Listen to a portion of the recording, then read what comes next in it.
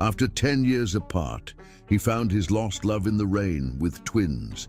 He kissed her passionately, and a secret changed his life forever. Hi, my very loyal and beautiful family. Welcome back to Mr. Peter Stories. How are you, my beautiful family? I pray that God's love surrounds you, His grace uplifts you, and His blessings overflow in your life. You are never alone. He is with you, and so am I. Let's begin with a powerful prayer, my family. Heavenly Father, You are the breath in our lungs, the fire in our souls, and the strength in our hearts. Today, I lift up my beautiful family before You. Wrap them in Your endless love, shield them from every storm, and fill their lives with miracles beyond measure. Let every closed door open, every sorrow turn to joy, and every battle end in victory. May they walk in Your favor, rise above every struggle, and shine like the stars You created them to be. Amen. My family, are you happy with my stories? Do you remember our mission? 20,000 completions by March 31st. But my beautiful family, this is more than just a number. This is our journey, our comeback, our rise. I've been away because of my treatment, but my heart has never left you. And now this channel is in your hands. Only your love, your faith, your unwavering support can lift us higher. And I know you will make it happen. We will rise again. No pain, no setback, no challenge can break us. We are one family, bound by love, strengthened by faith, and destined for greatness. Together, we will lift this channel higher than ever before, brighter, stronger, and more unshakable than the world has ever seen. Now, my beautiful family, James will bring you today's story. Let your heart be open, let your soul be touched, and let this moment remind you of the power of love and unity. Sit back, relax, and enjoy. Chapter 1. First Glimpse. The Venetian air hung heavy with promise as Dominic Valente adjusted his bow tie before entering the gilded ballroom of Palazzo Contarini. At 32, he had already made a name for himself in architectural circles, but these social gatherings still made him uncomfortable. He preferred the solitude of his drafting table, where buildings took shape under his careful hand, each line a testament to his vision. For God's sake, Dominic, you look like you're walking to your execution.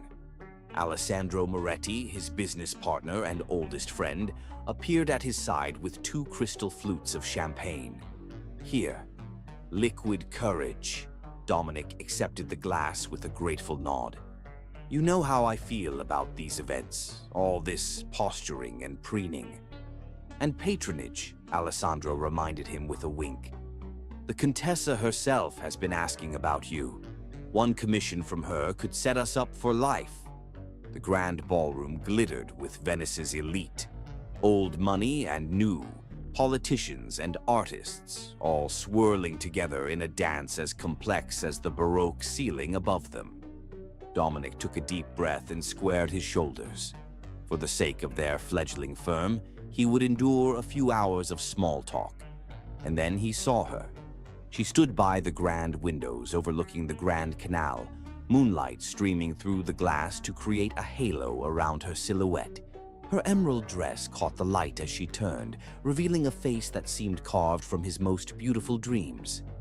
Dark curls cascaded down her back, and when she smiled at something her companion said, Dominic felt his heart stutter in his chest. "Who is she?" he asked, not realizing he'd spoken aloud until Alessandro answered. "Serafina Castellano, daughter of Giuseppe Castellano, the shipping magnate." Alessandro's voice held a note of warning.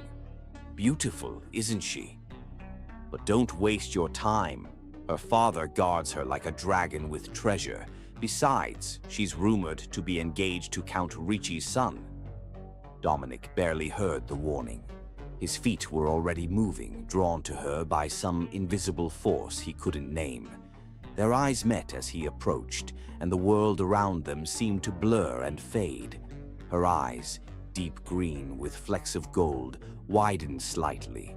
recognition of something significant passing between them, though they'd never met. "Signorina Castellano," he said, bowing slightly. "I'm Dominic Valente." "The architect," she replied, her voice like warm honey, musical and rich. "I've admired your restoration of the Chiesa di San Moise. You have a gift for breathing life into old stones." Surprise flickered across his face. "You know my work?" "I make it a point to know beautiful things," she said, a hint of mischief in her smile. "Your vision for the church respected its history while bringing it into the present. Not many architects understand that balance." Her companion, a woman with shrewd eyes and a maternal air, cleared her throat pointedly. "Serafina, your father was looking for you." "Just a moment, Aunt Lucia," Serafina replied without taking her eyes from Dominic's. "Signor Valente was just about to tell me about his current project." The older woman's lips thinned with disapproval, but she stepped away, giving them a modicum of privacy while remaining within sight. "I wasn't," Dominic said with a small smile, "but I'd be happy to. Perhaps over a dance." Serafina glanced at her aunt, then back to him. "One dance," she agreed, placing her gloved hand in his.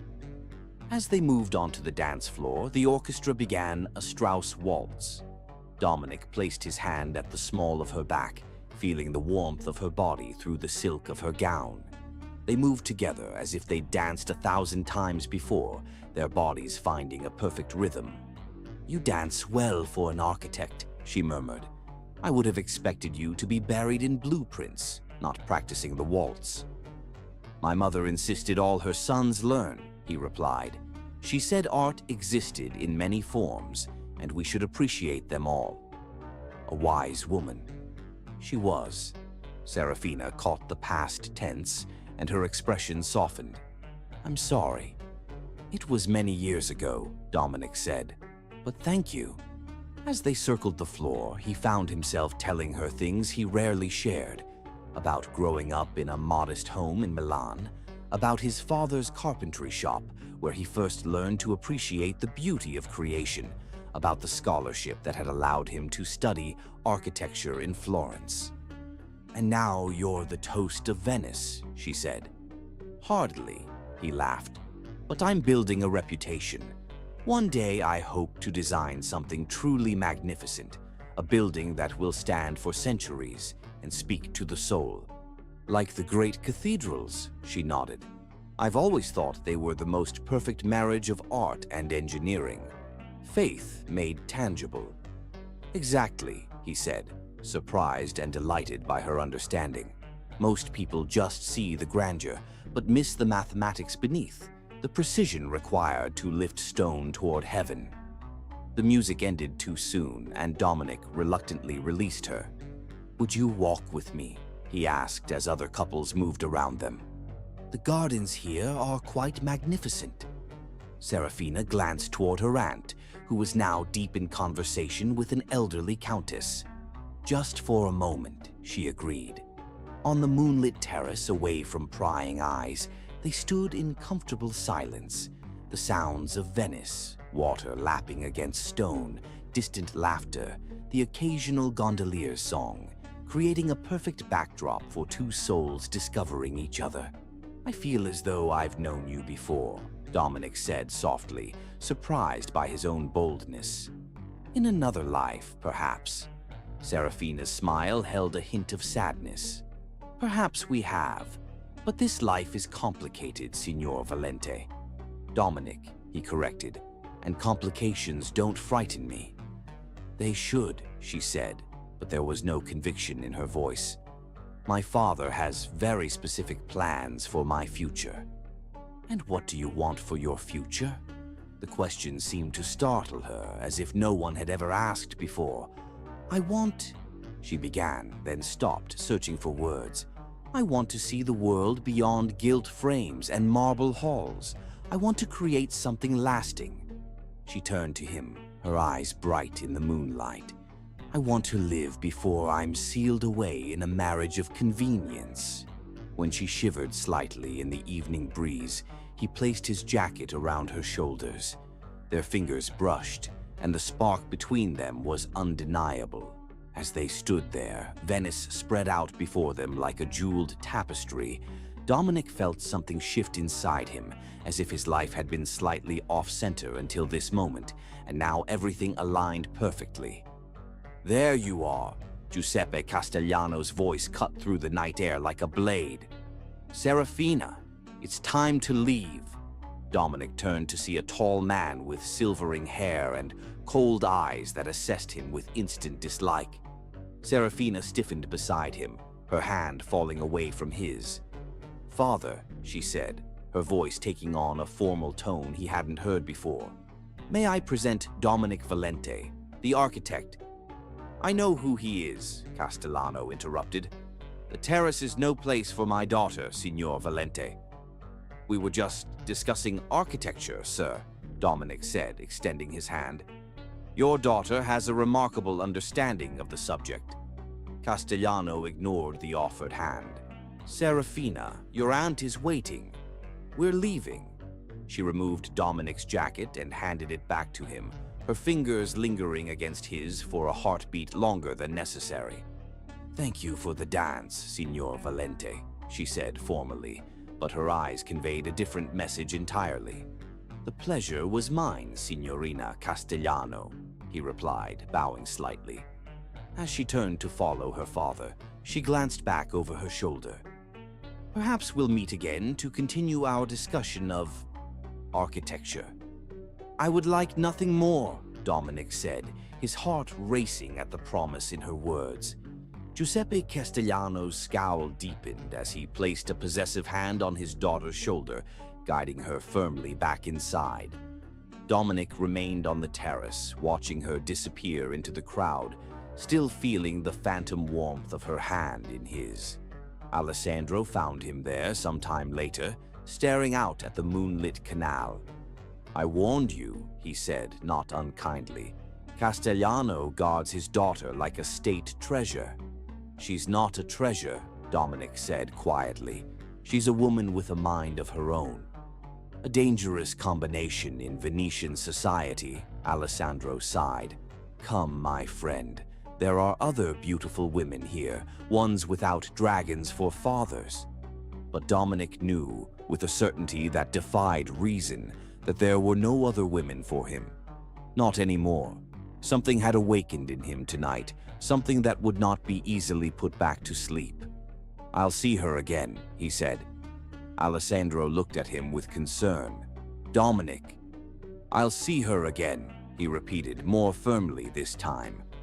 "Some things are meant to be, Alessandro. Some meetings are written in the stars." As they left the palazzo, Dominic felt like a different man than the one who had arrived hours earlier. The night air felt sharper, the stars brighter, the whole world somehow more vivid. He had glimpsed something rare and precious in Serafina's eyes, a kindred spirit, a possible future, and he would move heaven and earth to see her again. Chapter 2. A Night of Passion. Spring in Venice brought renewal that matched the blossoming feelings between Dominic and Serafina. For 3 weeks following their encounter at the Palazzo Contarini, they had met in secret, stolen moments in hidden gardens, quiet cafes, and once in the empty Basilica di San Marco, where they sat in reverent silence, shoulders touching, sharing more in that quiet moment than words could express. Each meeting was arranged through discreet notes passed by Serafina's companion and confidant, Rosa, who had taken pity on the young lovers. "My mistress has never smiled so much," she confided to Dominic one afternoon as she delivered a sealed envelope. "You've awakened something in her that I feared her father had crushed forever." Serafina was unlike anyone Dominic had ever known. Educated at the Sorbonne, she spoke 4 languages fluently and discussed obscure architectural theories with the same passion she brought to debates about Italian poetry. She sketched buildings with a natural talent that made Dominic both envious and proud.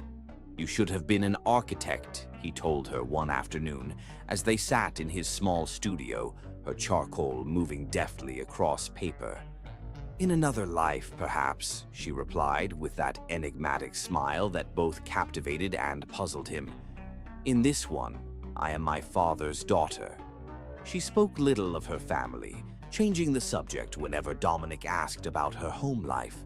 He sensed a shadow there, but respected her privacy.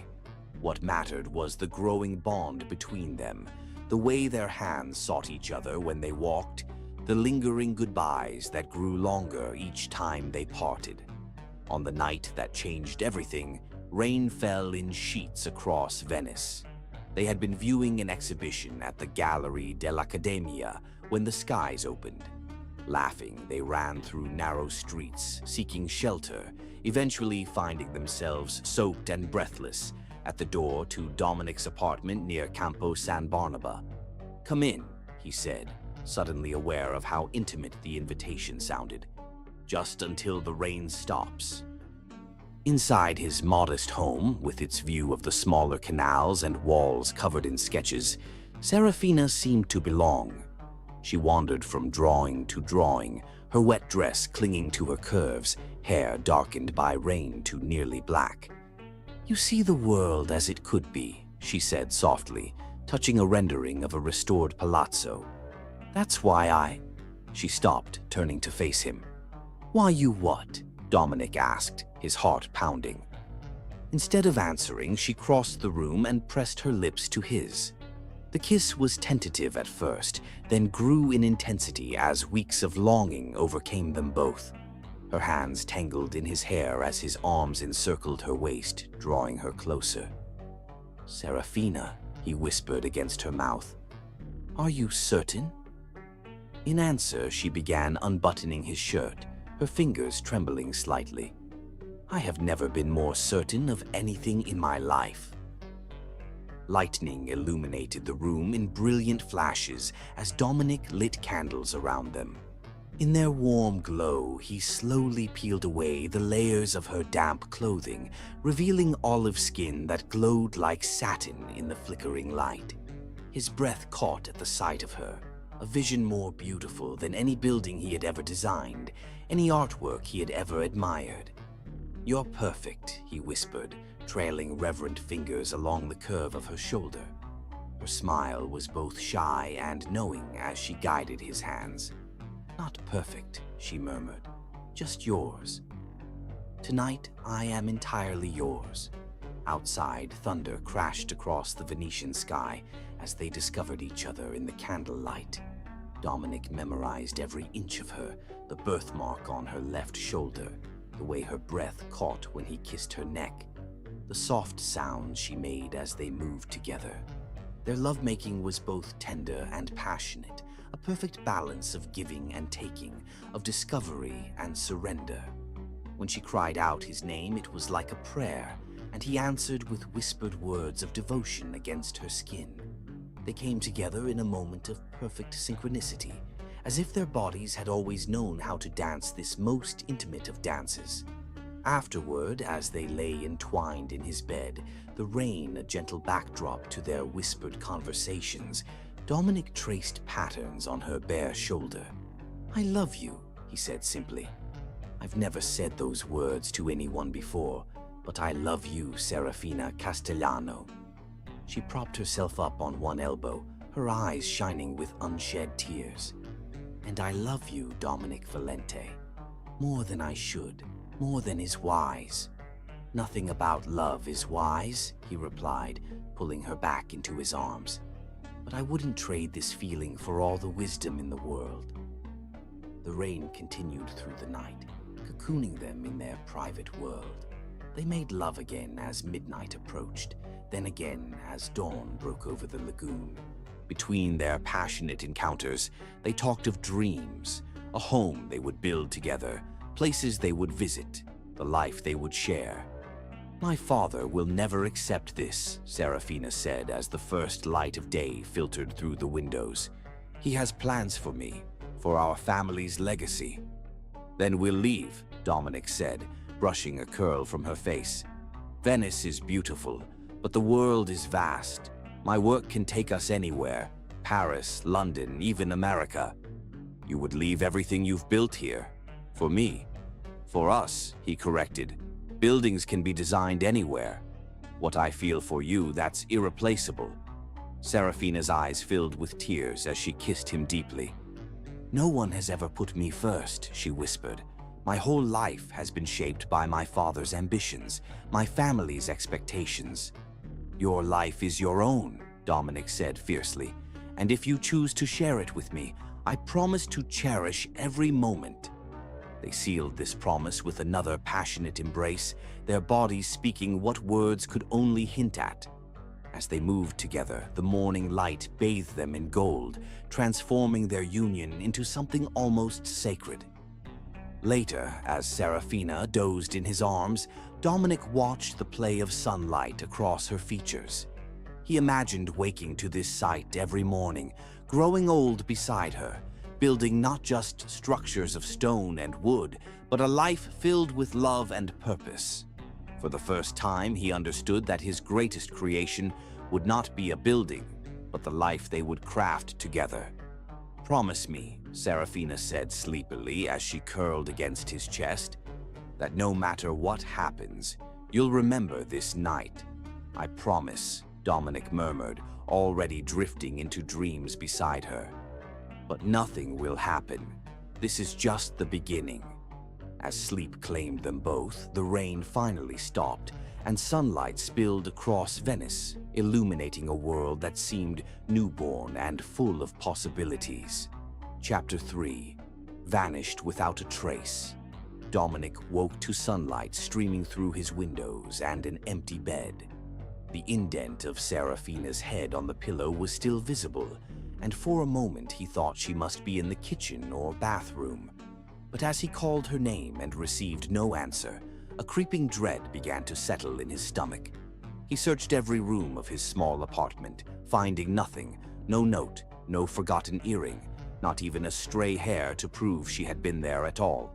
Only the lingering scent of her perfume on his sheets remained, a ghostly reminder of their night of passion. Confused and increasingly worried, he dressed quickly and went to the cafe where they often met. The owner, Marco, greeted him with a friendly wave. "Have you seen Serafina this morning?" Dominic asked, trying to keep his voice casual. Marco shook his head. "Not today. Is everything all right?" "Yes, fine," Dominic lied, already turning to leave. By midday, concern had blossomed into fear. He found himself at the modest quarters adjacent to the Castellano servants' entrance, seeking out Rosa, who had facilitated their meetings. "Signor Valente," she whispered, glancing nervously over her shoulder as she spoke through the barely opened door of her small room. "You shouldn't be here. If the head butler sees you—" "Where is she, Rosa?" "What's happened?" The woman's eyes were red-rimmed as if she'd been crying. "I don't know, truly. She was gone when I arrived to help her dress this morning, her bed not slept in, some of her things missing. The household is in chaos. Did she leave a message for me? Anything?" Lucia shook her head. "Nothing. But Signor Castellano is in a rage like I've never seen. Please, you must go before someone sees you." His next stop was the Castellano Palazzo itself. The imposing building loomed over the Grand Canal, its Gothic architecture a stark contrast to the sunlit day. Dominic hesitated before knocking, knowing that presenting himself uninvited at Giuseppe Castellano's door might cause problems, but his need to find Serafina outweighed all caution. A stern-faced butler answered. "Yes?" "I need to speak with Signorina Castellano," Dominic said, straightening his posture. "I'm Dominic Valente. She'll know who I am." The butler's expression remained impassive. "I regret to inform you that Signorina Castellano is not here." "When do you expect her back?" "I cannot say, sir. Now, if you'll excuse me—" "Please." Dominic placed his foot in the door as the butler began to close it. "Is there a message I can leave for her? Or perhaps her father could tell me where she's gone?" The butler's eyes narrowed slightly. "Signor Castellano is not receiving visitors. Good day." The door closed firmly in Dominic's face. He stood there for a long moment, uncertainty and fear battling within him. Something was wrong, he could feel it in his bones. For the next week, Dominic haunted their usual meeting places, asked mutual acquaintances, even hired a gondolier to row past the Castellano Palazzo at different hours, hoping to catch a glimpse of her. Nothing. Whispers began to circulate through Venetian society. Serafina Castellano had been sent away, some said to a convent, others to relatives in Sicily. Some suggested she had eloped with a foreign count. The gossip grew more outlandish with each passing day, but Dominic found no truth in any of it. Alessandro watched his friend's descent into obsession with growing concern. "You must eat, Dominic," he insisted, placing a plate of pasta before him nearly 2 weeks after Serafina's disappearance. "Starving yourself won't bring her back." "I can't understand it," Dominic said, pushing the food around his plate. "How could she just vanish? How could she leave without a word after what we shared?" "Perhaps she had no choice," Alessandro suggested gently. "The Castellanos are powerful. If her father discovered your relationship..." The thought had occurred to Dominic as well, fueling his determination. At last, through a business connection, he secured a meeting with Giuseppe Castellano himself. The shipping magnate was a hard-faced man with cold eyes that revealed nothing as Dominic explained his relationship with Serafina. "My daughter has been sent to relatives in Sicily," Castellano said at last, his voice as sharp as broken glass. "Family matters. She will not be returning to Venice." "May I have her address?" Dominic asked. "I would like to write to her." Castellano's laugh was without humor. "Young man, whatever you believe existed between you and my daughter was a diversion, nothing more. Serafina has always known her duty to this family. She is to marry Conte Ricci this autumn." The words hit Dominic like physical blows. "I don't believe you. She loves me." "Love," Castellano spat the word as if it tasted foul. "What do you know of love? You have nothing to offer her but pretty words and an obscure talent. The Castellanos have been in Venice for 7 generations. We do not throw away our legacy for summer romances." "At least let me speak with her," Dominic pleaded. "Let her tell me herself." "Enough!" Castellano rose, signaling the end of the meeting. "My daughter is where she belongs, with her family. Do not attempt to contact her again, or I will ensure your architectural career in Venice is over before it truly begins." Dominic left the palazzo in a daze, his mind refusing to accept what he had heard. Serafina would never leave without saying goodbye, would never agree to marry another man after what they had shared. Something deeper was at play, something that made her disappear so completely. In the weeks that followed, Dominic's search grew desperate. He traveled to Sicily, visiting every town where the Castellanos had connections, only to find closed doors and silent refusals. In Palermo, he thought he caught a glimpse of her in a passing carriage, but when he gave chase, the vehicle disappeared into the crowded streets. One elderly servant in a Castellano summer home, moved by his obvious distress, whispered that no family daughter had come to Sicily in recent memory. "The master has not visited this house in years," she confided. "Whoever told you she was here was lying." The realization that Giuseppe had lied only deepened Dominic's resolve. But as months passed with no word, no sign, his hope began to fade like morning mist on the canals. Serafina had vanished as completely as if she had never existed, leaving behind only memories and the lingering scent of her perfume that Dominic sometimes imagined he could still detect on his pillow late at night. "She's gone, Dominic," Alessandro said gently 1 year after her disappearance. They sat in Dominic's studio, blueprints scattered around them, a half-empty bottle of wine between them. "Whatever happened, wherever she went, she chose not to tell you. You must accept that." Dominic stared out the window at the Venice skyline, his creation rising among ancient spires. "If she had chosen to leave me, I could accept it.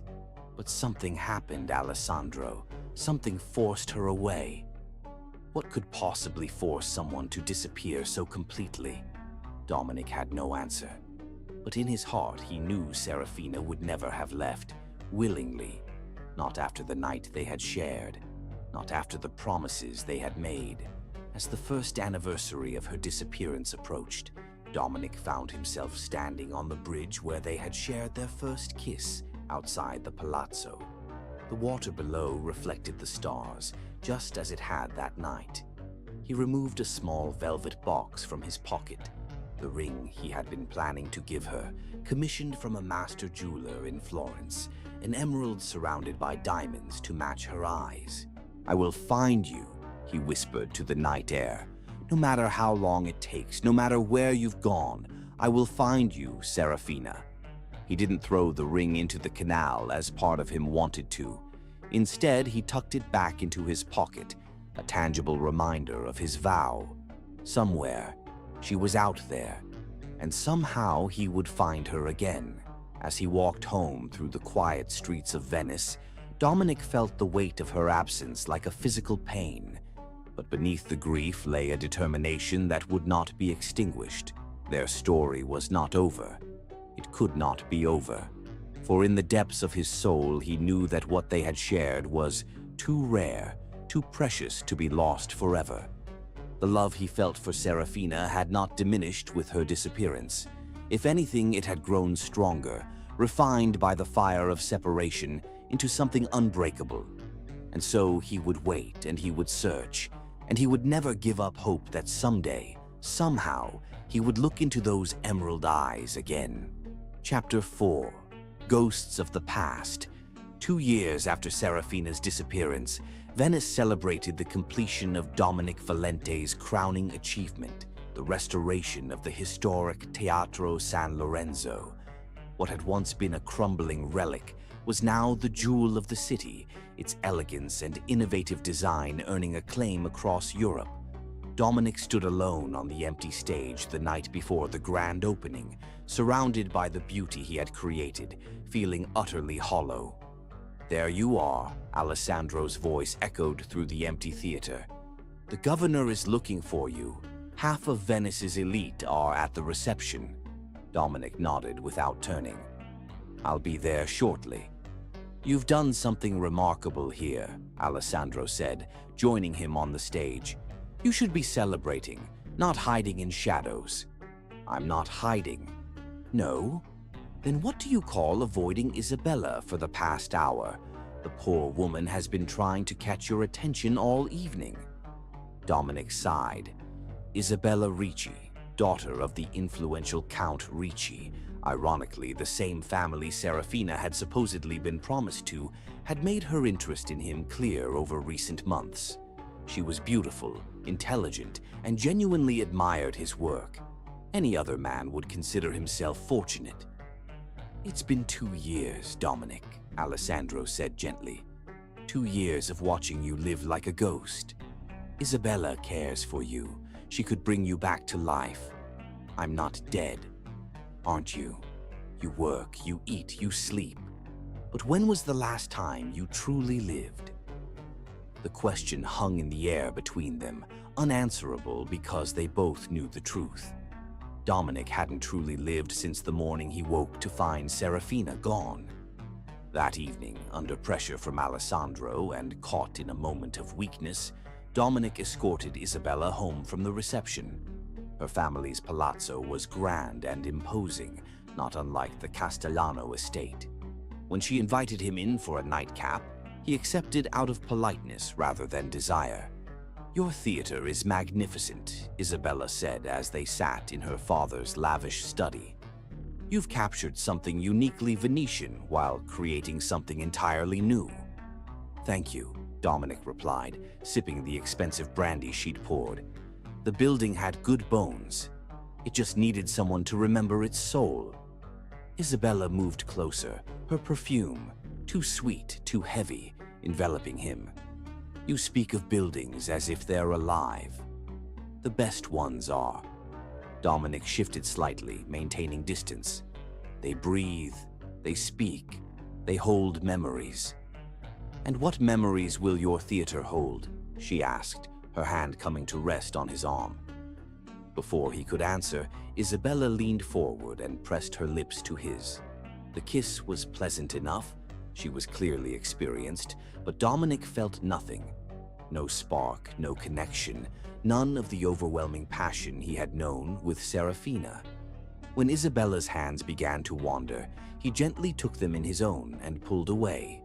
"Isabella," he said softly, "you're a remarkable woman. Any man would be fortunate to have your attention."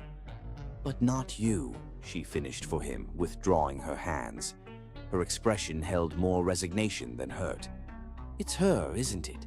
Serafina Castellano. They say you've never gotten over her." Dominic didn't deny it. "I'm sorry." "Don't be," Isabella sighed. "At least you're honest. That's more than most men in Venice." She stood, straightening her dress. "They say she ran away with an American shipping heir, or was locked in a convent, or died in childbirth in some remote village. Does it matter which version is true when the result is the same? She's gone, Dominic, and you're still here, haunting Venice like a ghost." Her words followed him home that night, echoing in his mind as he walked the moonlit streets. Was that what he had become? A ghost trapped between what was and what might have been? In the months that followed, more women entered Dominic's life. Francesca, the widowed countess who commissioned a summer villa on the mainland. Beatrice, the talented violinist who performed at the Teatro San Lorenzo's opening season. Vittoria, the American heiress vacationing in Venice, who pursued him with flattering determination. Each was beautiful in her own way. Each offered companionship, passion, the chance to move forward. With each, the pattern repeated. Initial interest would spark in Dominic, a flicker of hope that perhaps this time he could feel something real again. But inevitably, as intimacy approached, all he could see was Serafina's face. All he could feel was the ghost of her touch. His body might respond, but his heart remained locked away, a prisoner of memory. "You need to leave Venice," Alessandro told him after Vittoria's tearful departure. "This city is killing you slowly. There's talk of a major project in Vienna, a new opera house. I've recommended you." "I can't leave," Dominic said simply. "Because of her?" "Dominic, it's been over 2 years. If she were coming back—" "It's not about that," Dominic interrupted, though they both knew it was a lie. "I have commitments here, the Contessa's pavilion, the restoration of the Eastern dockyards." Alessandro didn't press the point, but concern shadowed his eyes. That night, alone in his apartment, the same one where he and Serafina had shared their one perfect night, Dominic faced the truth he had been avoiding. He was living half a life, suspended between hope and grief. As dawn broke over the lagoon, Dominic made a decision.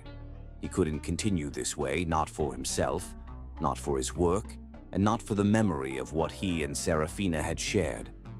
She would not want this for him, this pale imitation of living.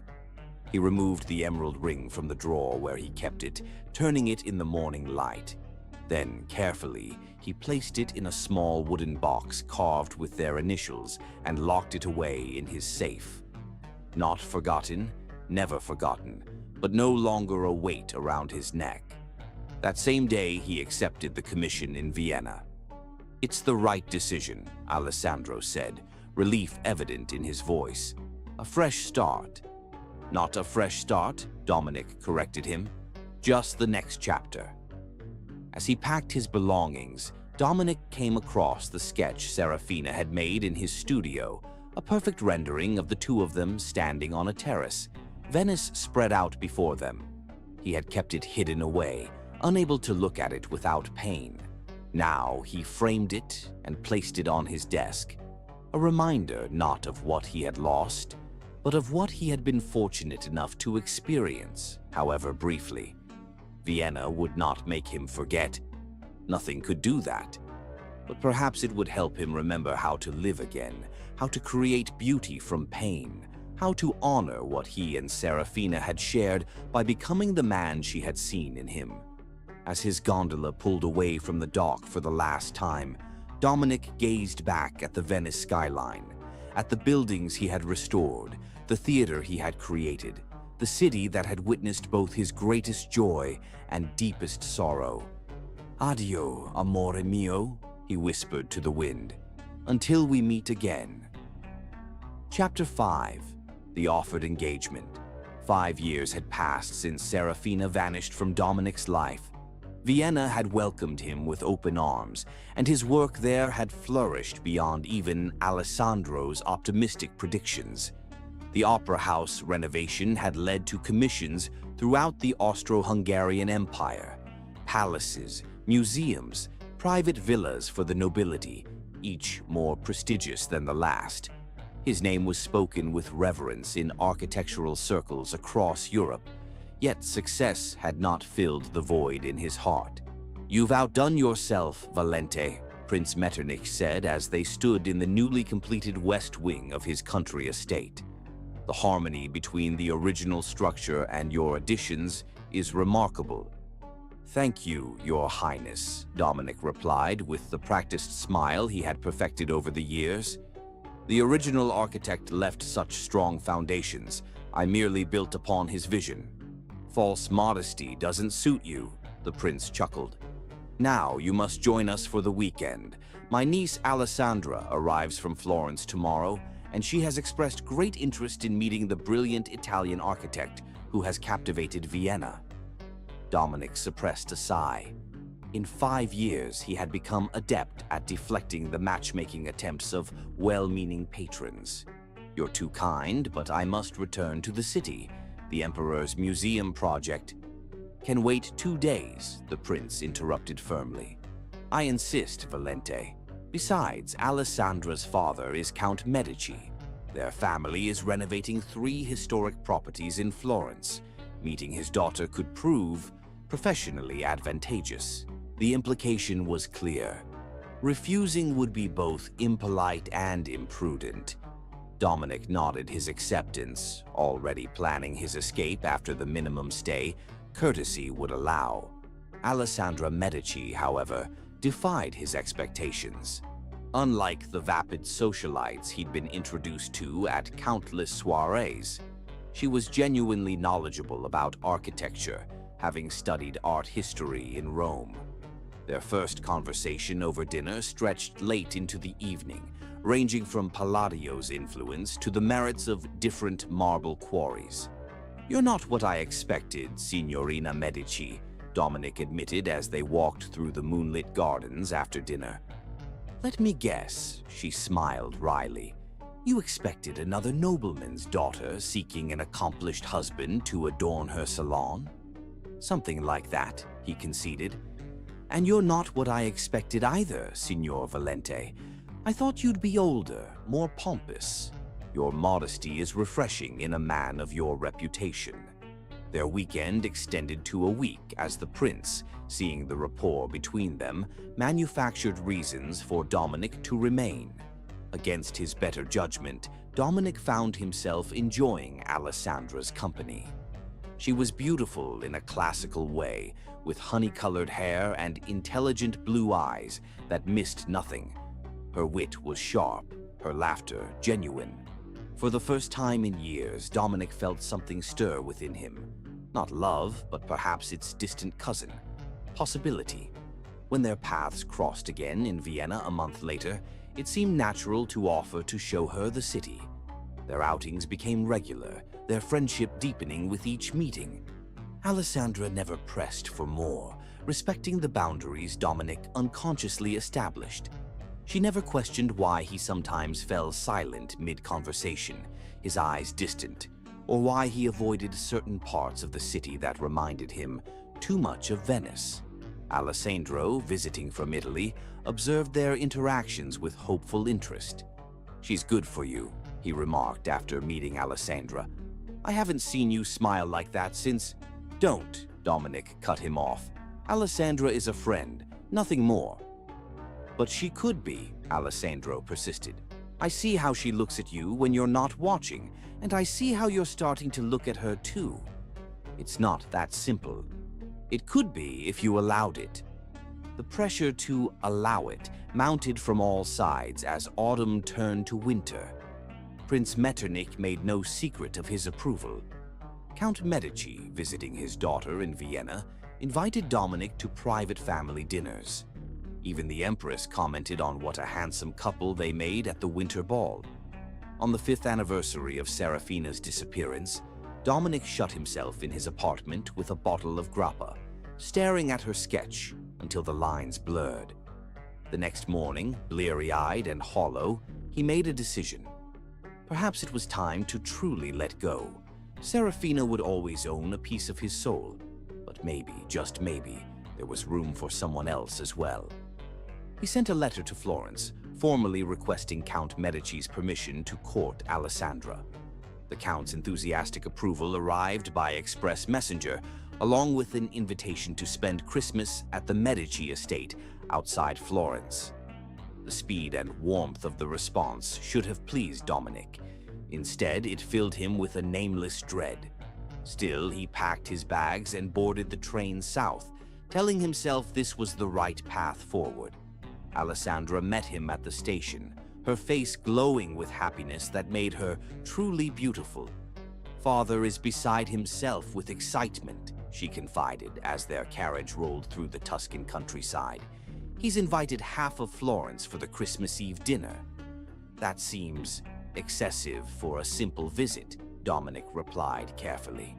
Alessandra's cheeks colored slightly. "Well, perhaps he's anticipating a certain announcement.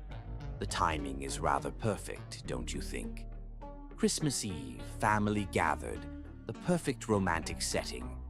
The implication hung between them.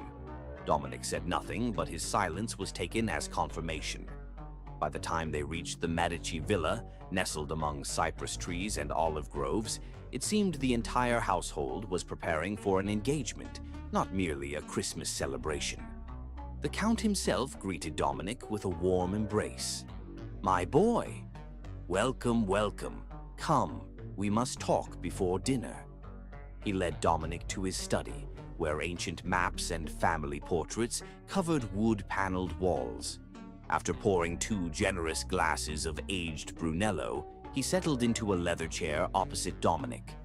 "I'll come straight to the point," he said, his voice warm but businesslike. "Your interest in my daughter honors our family. The Medicis have always valued artistic genius, and you, Valenti, are the architectural genius of your generation." "You're too kind, sir." "No, I'm a practical man who recognizes quality. Now, to matters at hand, I've had papers drawn up." He gestured to documents on his desk. "A generous dowry, of course. Additionally, I'm prepared to commission you for the renovation of our ancestral palazzo in Florence, a project that would secure your reputation in Italy for decades to come." Dominic stared at the papers, a cold weight settling in his stomach. This was moving too quickly, too formally, too much like a business transaction rather than a matter of the heart. "Overwhelmed," the Count misinterpreted his silence. "Understandable, but I assure you everything is in order. I've even spoken with the Cardinal about a spring wedding at the Duomo. Alessandra has always dreamed of being married there." "Count Medici," Dominic began carefully, "while I'm deeply honored by your generosity, I haven't yet formally proposed to your daughter." The Count waved his hand dismissively. "A formality, my boy. Your letter made your intentions clear, and Alessandra's acceptance is a foregone conclusion. She's been half in love with you since Vienna." Half in love? The phrase echoed in Dominic's mind. Wasn't that what he was offering her? Half his heart, half his soul, while the other half remained locked away in a past he couldn't escape? The Christmas Eve dinner was everything Alessandra had described: lavish, crowded with Florentine nobility, and heavy with expectation. Dominic felt dozens of eyes on him as he escorted Alessandra to their seats at the head table. The velvet box in his pocket, containing a sapphire ring hastily purchased in Vienna, seemed to burn against his thigh. This was the sensible path. Alessandra was kind, intelligent, from an excellent family. They shared interests and enjoyed each other's company. Many successful marriages had been built on less. And yet, as the meal progressed toward dessert, the moment the Count had unsubtly suggested would be perfect for a proposal, Dominic felt a growing panic. Conversation flowed around him, but he barely heard it. Alessandra placed her hand over his, concern in her eyes. "Are you well?" she whispered. "You've gone pale." "Forgive me," he said, standing abruptly. "I need a moment of air."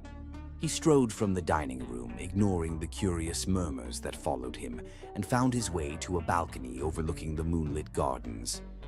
The winter air bit into his lungs, clearing his head of the stifling atmosphere inside. "Dominic?"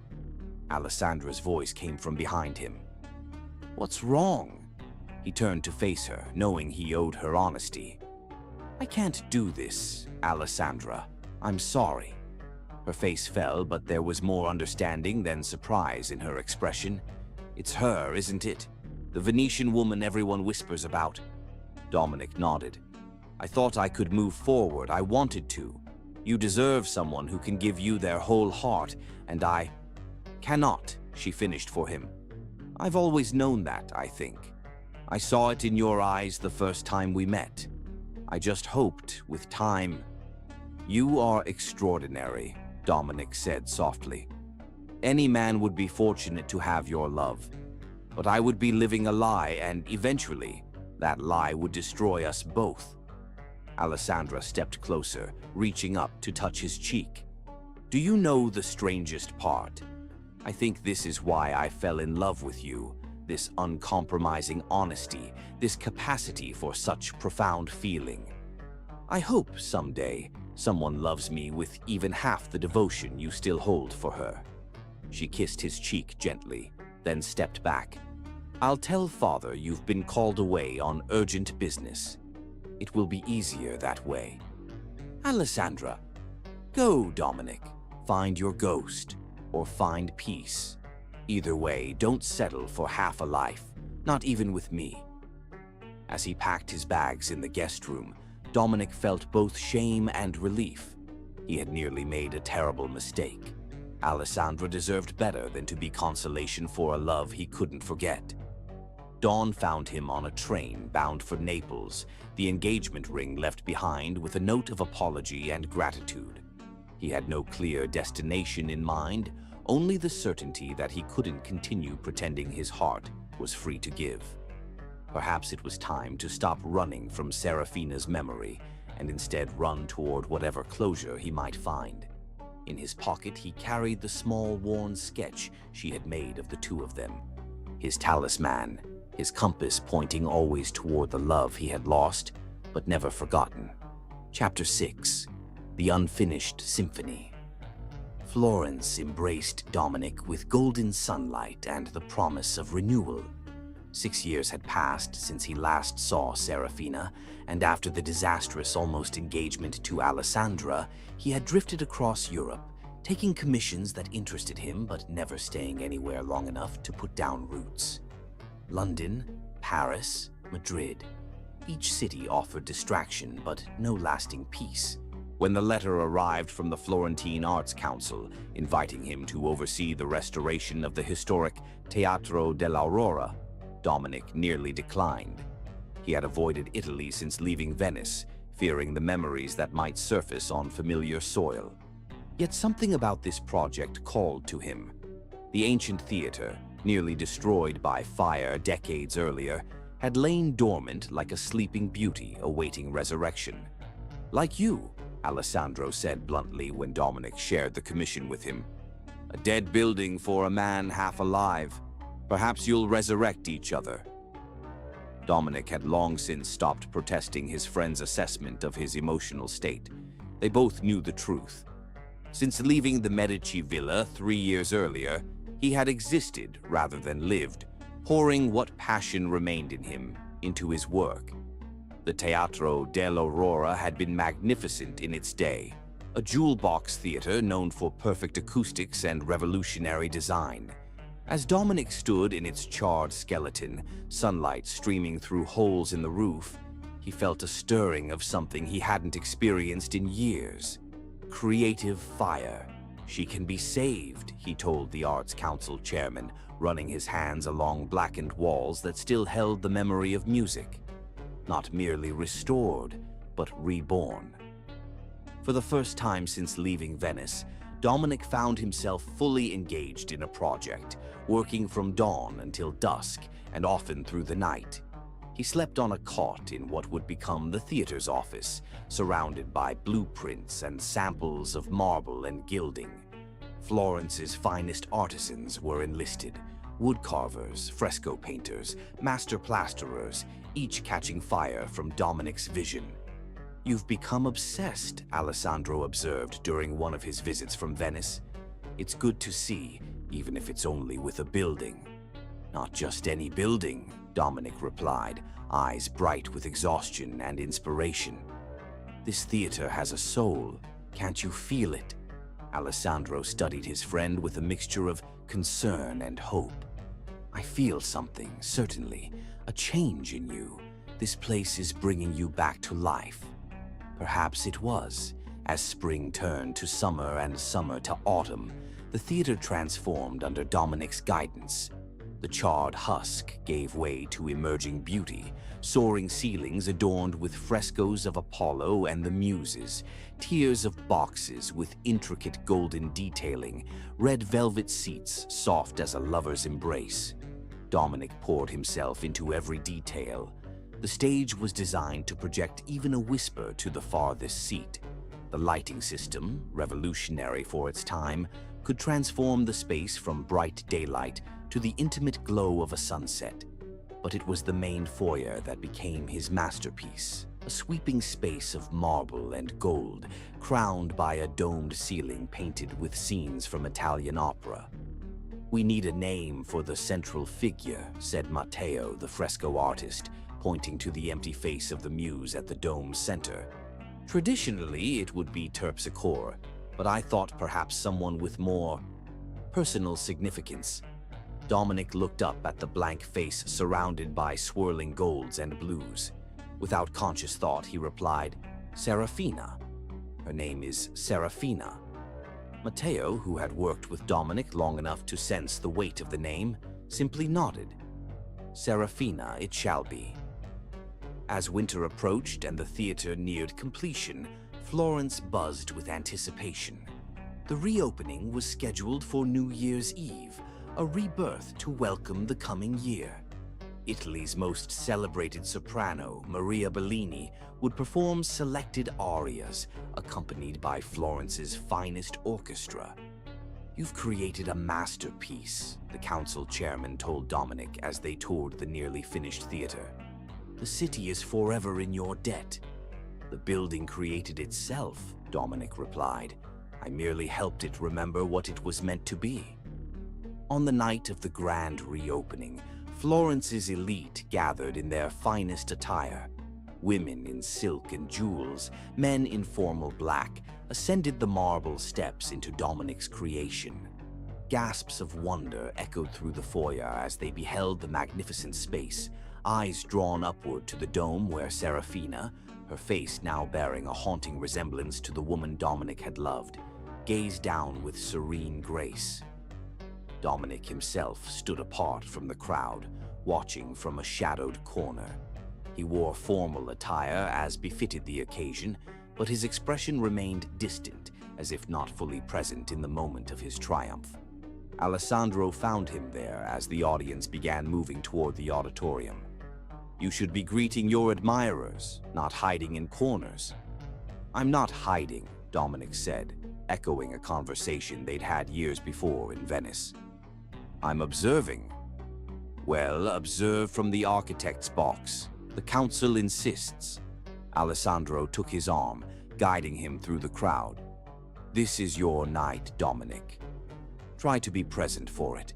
The architect's box, positioned perfectly to showcase both the stage and the auditorium's sweeping design, awaited him with a bottle of champagne and a small gathering of council members. Dominic accepted their praise with practiced grace, his eyes continuously drawn to the details of his creation. The way light played across gilded surfaces, the perfect curve of the proscenium arch, the subtle symbolism incorporated into every decorative element. As the house lights dimmed and the orchestra began tuning, a strange peace settled over him. Whatever else had happened in his life, he had created this, a space of beauty and harmony that would outlive him, that would bring joy to generations yet unborn. If this was to be his legacy, perhaps it was enough. The conductor raised his baton, and the first notes of the overture filled the theater. Dominic closed his eyes, letting the music wash over him. Mozart's Don Giovanni, a fitting choice to inaugurate a resurrected theater. The tale of a man who lived for passion, heedless of consequences. When Maria Bellini took the stage for Donna Anna's aria, her powerful soprano soaring to the rafters, Dominic opened his eyes and froze. The melody, it couldn't be. The aria Non mi dire had been playing the night he first danced with Serafina at the Palazzo Contarini. The same haunting notes, the same plaintive plea for understanding and remembrance. Of all the pieces in the operatic canon, how had they chosen this one? Dominic gripped the railing of the box, suddenly unable to breathe. Memories flooded back with brutal clarity. Serafina in his arms, the scent of her perfume, the way her eyes had shimmered in the candlelight on their night together. "Dominic?" Alessandro whispered, noticing his distress. "What's wrong?" But Dominic couldn't answer. The music had transported him back 6 years, reopening wounds he had thought, if not healed, at least scarred over. He listened, transfixed, as Maria Bellini's voice wove the familiar melody, each note cutting deeper than the last. When the aria ended and applause erupted around him, Dominic stood abruptly.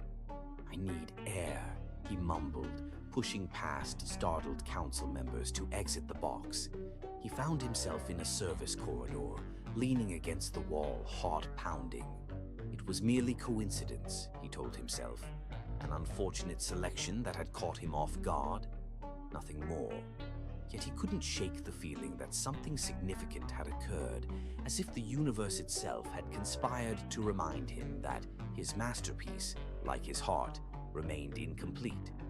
"Signor Valente," a soft voice interrupted his thoughts.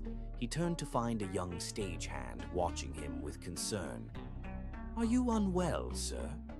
"I'm fine," Dominic assured her, straightening his posture. "Just overwhelmed by the acoustics." The girl smiled. "They're magnificent. Everyone says you've created magic here." She hesitated, then added, "There's a woman asking about you." "In the lobby?" "A woman?" "Yes, sir. Elegant, dark-haired. She seemed eager to speak with you." For one wild moment, hope flared in Dominic's chest. But reason quickly extinguished it.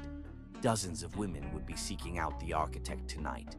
Patrons, admirers, society hostesses eager to secure his presence at their salons. "Did she give a name?" he asked anyway. The girl shook her head.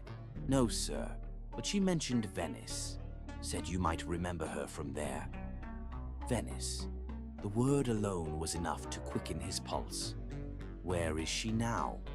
"By the grand staircase, last I saw."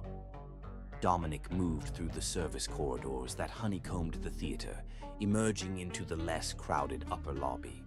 From here, he could see down to the grand staircase where a few late arrivals still made their way into the auditorium. His eyes scanned the crowd, searching for a familiar silhouette, a glimpse of dark curls.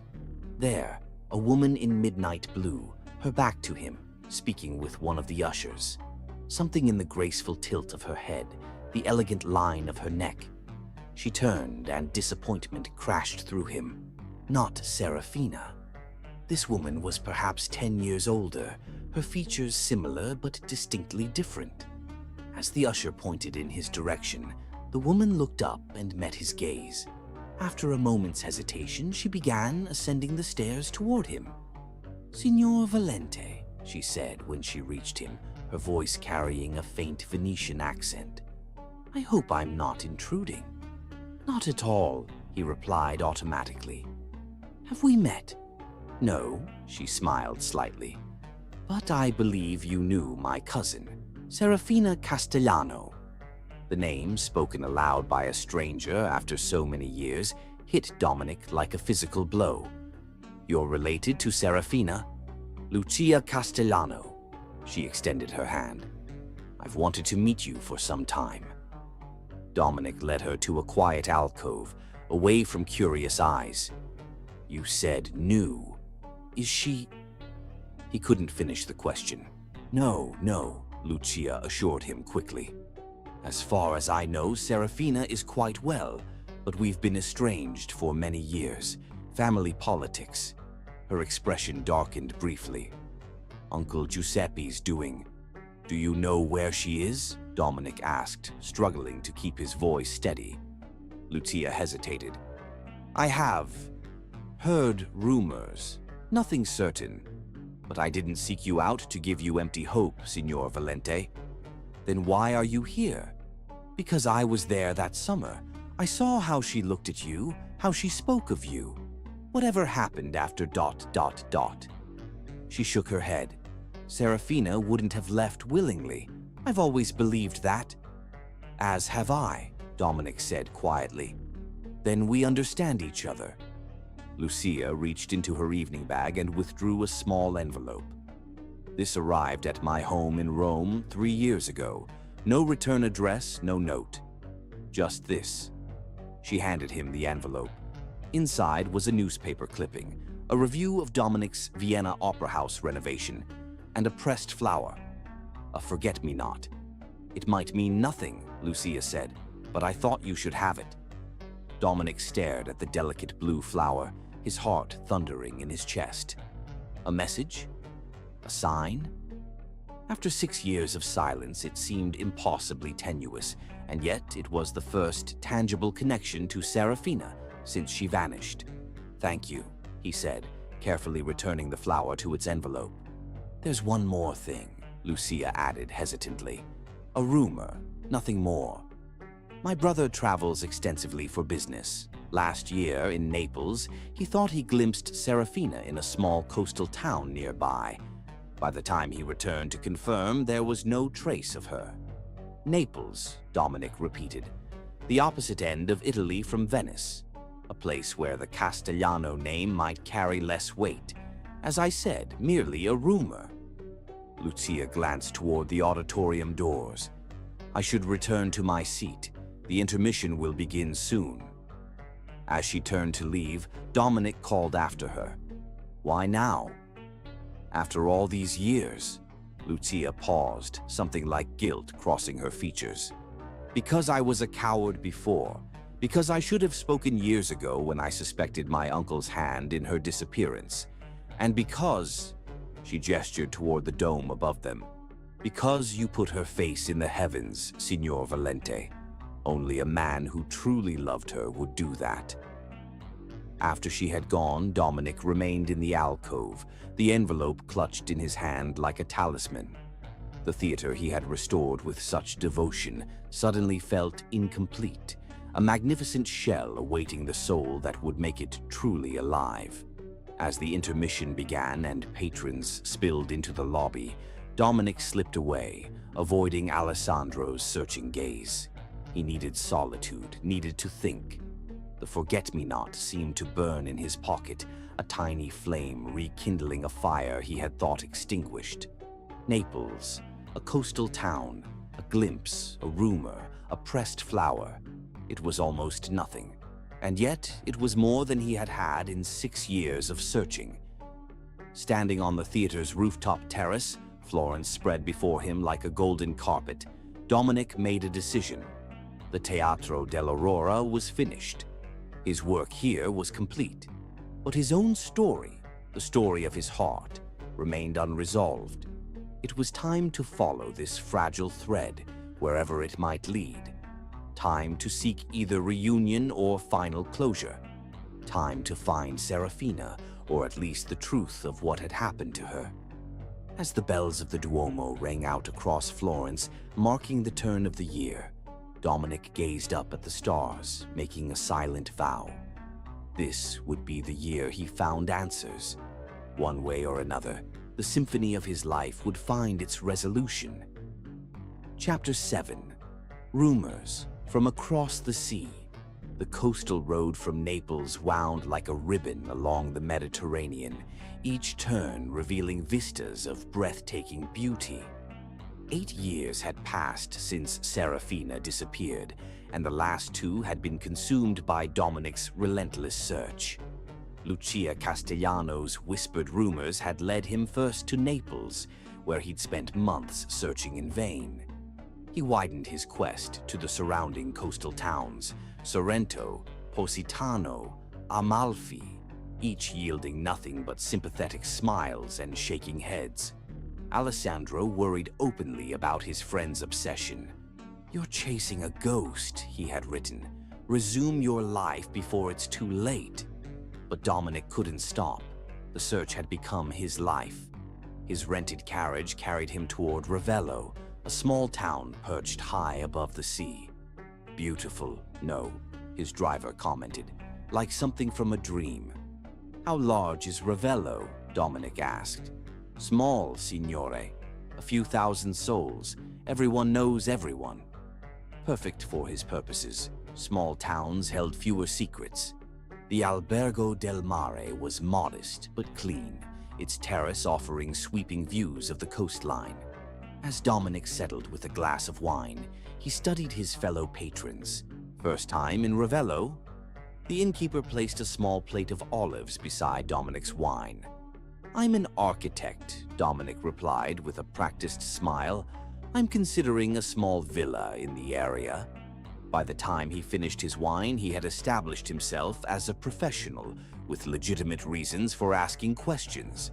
"There's a small bookshop in the square," the innkeeper suggested. "Old Signora Bianchi is a scholar of local history." The bookshop was cramped and dusty. At the rear, an elderly woman with sharp eyes sat behind an antique desk. "Signora Bianchi?" Dominic inquired. "Who else would I be?" she replied with acerbic wit. "What can I do for you, young man?" "I'm interested in local architecture," Dominic began, but her piercing gaze made him hesitate. "I'm also looking for someone, a woman who might have come to this area several years ago. A lost love, perhaps? You have that haunted look about you." "Yes," Dominic admitted. "She disappeared 8 years ago. I've been searching ever since." "What's her name, this vanished love of yours?" "Serafina Castellano, though she might be using another name now." Signora Bianchi's eyes widened almost imperceptibly. "I know many people," she replied evasively. "Many come here seeking new beginnings, new identities." "Please," Dominic leaned forward. "Any information, no matter how small." The old woman sighed, then reached for a ledger. "I keep records of all my customers. About 7 years ago, a young woman began ordering books from me. Philosophy, architecture, poetry, unusual choices for these parts. Serafina was educated at the Sorbonne," Dominic said quietly. "She loved poetry." This woman never gave her real name. She called herself— Signora Bianchi paused, consulting her ledger. "Sofia Navarro. Dark hair, green eyes, spoke with an educated northern accent. She tried to hide. She looked up. Sound familiar?" Dominic felt dizzy with hope. "Very. Sofia Navarro. Where can I find her?" "Sofia hasn't been to my shop in nearly 2 years. She lived in Atrani, the next town along the coast." The old woman's expression grew serious. "But before you rush off, you should know. She wasn't alone. She was married. No ring on her finger, but there were children, twin boys. The world seemed to tilt beneath Dominic's feet. Children, twin boys. They would be 7, nearly 8 years old now, born 9 months after. "How old?" he asked, his voice barely audible. "Young, 5 or 6 when I last saw them. Beautiful children, dark hair, hazel eyes, like his own." Outside, Dominic instructed his driver, "Atrani," as quickly as possible. The smaller town of Atrani nestled in a narrow valley just around the coastal bend from Amalfi. Dominic approached a woman drawing water from a fountain. "Excuse me, Signora, I'm looking for Sofia Navarro." "Sofia moved away almost 2 years ago," the woman said. "Such a shame.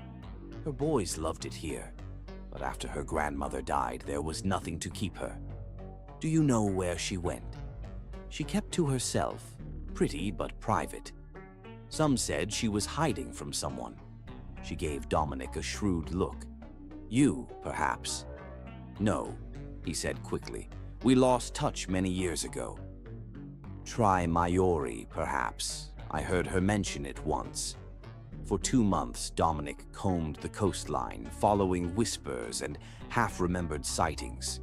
In a small cafe in Satara, he overheard a conversation between local women. "Did you hear? Sofia's boys won the school prize in Vietri. Both of them. They're not staying in Vietri, I heard, moving to the teacher's cottage outside town now that old Signor Rossi has passed. Vietri sul Mare, the last town along the Amalfi coast before Salerno, less than an hour's journey away." That night, Dominic wrote to Alessandro, "I found her. After 8 years, I finally found her. And Alessandro, I have sons, twin boys." As he sealed the letter, thunder rumbled in the distance. This storm seemed particularly fitting, a tempest to match the emotions churning within him. Tomorrow, he would go to Vietri. Tomorrow, after 8 years of searching, he would finally see Serafina again and meet his sons. Sleep came easier that night, lulled by the rhythm of the gathering storm and the certainty that his long journey was nearing its end. Chapter 8. The Rainfall Reunion. Dawn broke over Vietri sul Mare with ominous gray skies and distant rumbles of thunder. Dominic had barely slept, his mind racing with questions and possibilities. After a hurried breakfast, he hired a carriage to take him to the small schoolhouse on the outskirts of town. "They'll be closing early today," the driver commented, eyeing the darkening clouds. "Bad storm coming in from the sea." The schoolhouse was a modest stone building with a red-tiled roof. Children's artwork decorated the windows, bright splashes of color against weathered walls. As the carriage pulled up, the door opened and a stream of children emerged, laughing and calling to one another as they hurried home ahead of the coming storm. Dominic's eyes scanned their faces frantically, searching for familiar features. His eyes, Serafina's smile, but the children dispersed quickly, running toward waiting parents or racing down the coastal path toward town. A middle-aged woman appeared in the doorway. "You've just missed them," she told Dominic after he inquired. "Signora Navarro collected the boys a few minutes ago." She pointed toward a dirt path winding up into the hills. "The old teacher's cottage, just past the olive grove on the North Road, about 20 minutes' walk." Dominic set off immediately, dismissing the carriage. The path climbed steeply, offering glimpses of the turbulent sea below. Wind whipped through olive trees as fat raindrops began to fall, spattering the dusty path. By the time the cottage came into view, a simple whitewashed structure nestled among cypress trees, the sporadic drops had become a steady downpour. Dominic paused at the gate, suddenly paralyzed by uncertainty. 8 years of searching had led to this moment. What if she rejected him? What if the children wanted nothing to do with him? Before he could resolve his inner conflict, the cottage door opened. A woman stepped onto the covered porch, her silhouette immediately achingly familiar. Serafina. Two small figures darted out beside her, laughing as they held out their hands to catch raindrops. Twin boys with dark curls and slender builds. His sons. One of the boys spotted him first, tugging at his mother's skirt and pointing. Serafina turned, shielding her eyes against the rain. For a timeless moment, she stared at the figure by her gate, unmoving, unbelieving. Dominic?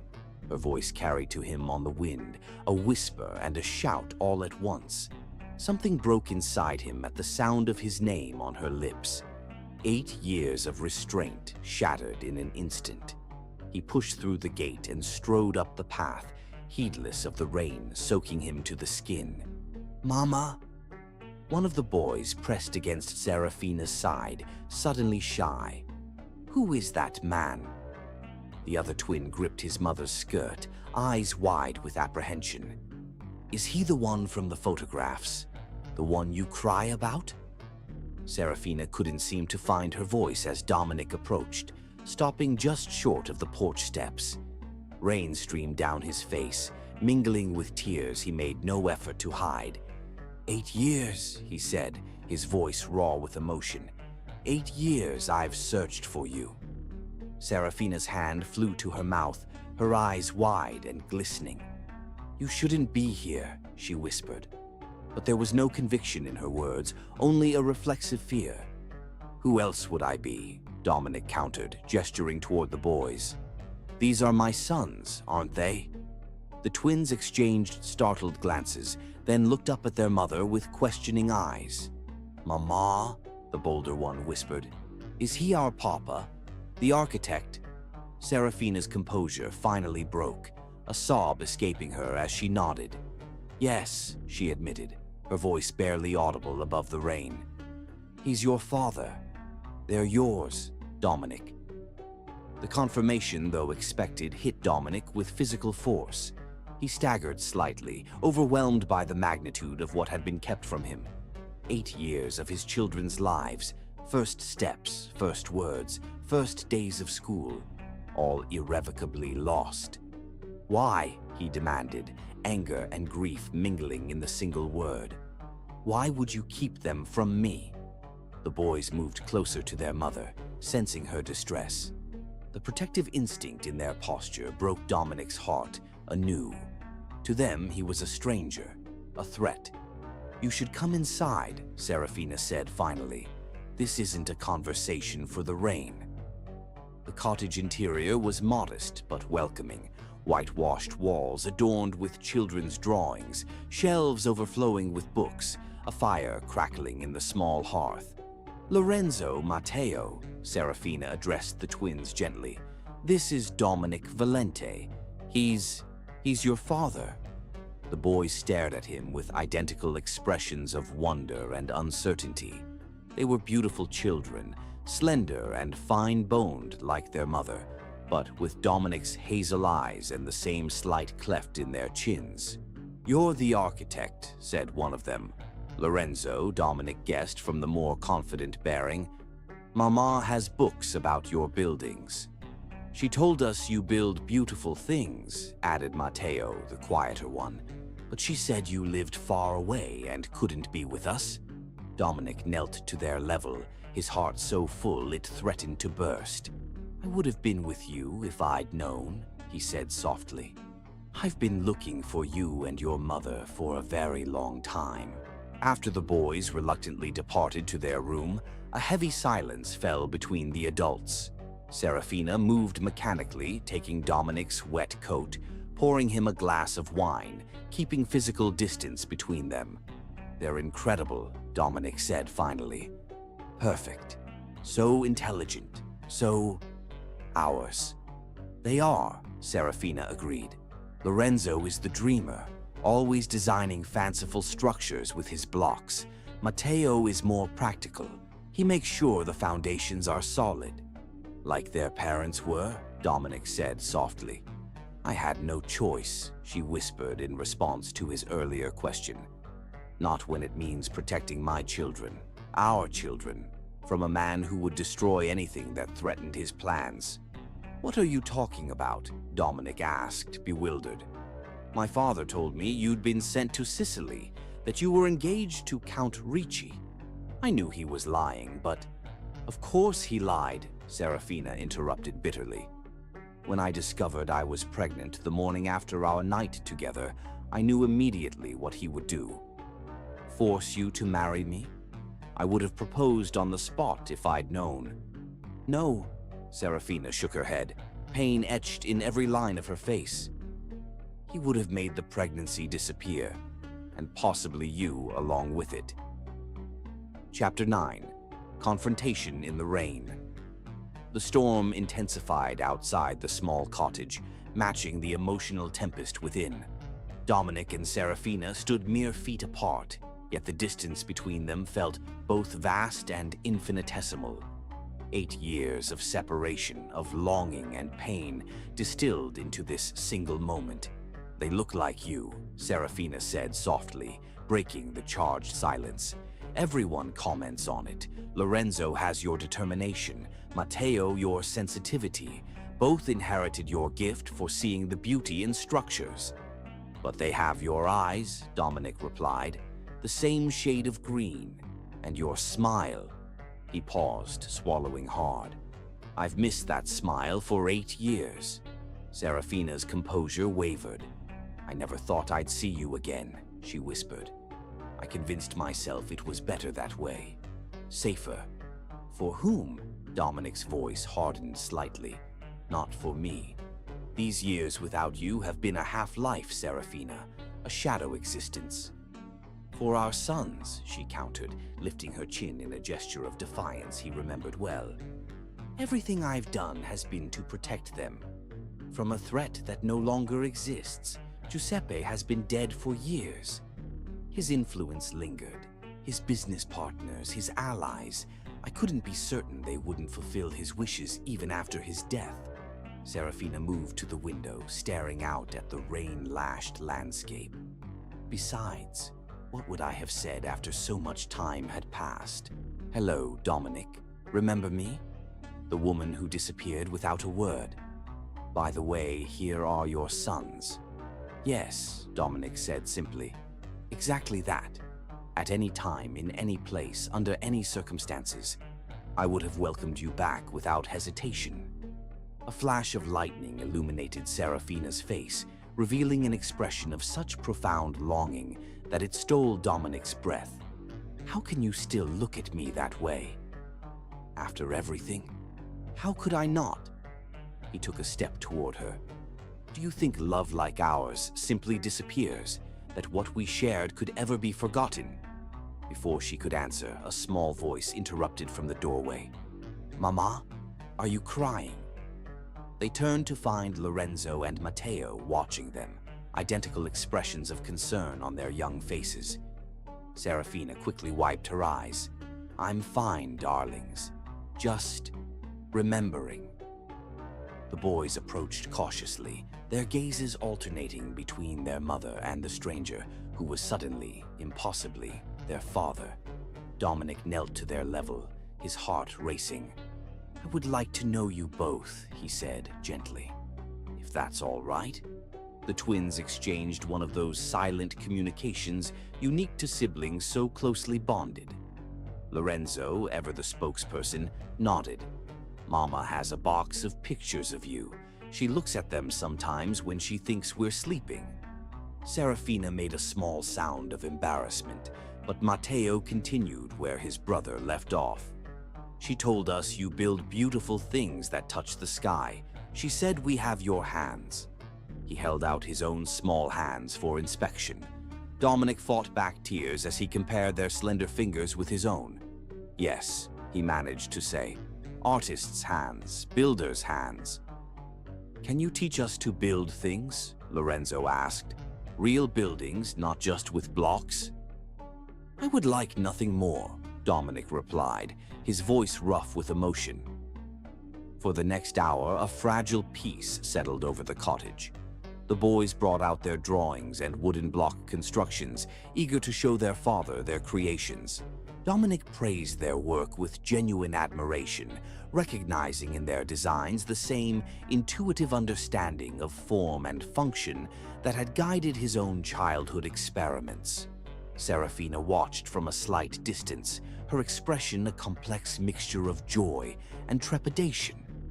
When at last the twins began to yawn, she gently instructed them to prepare for bed.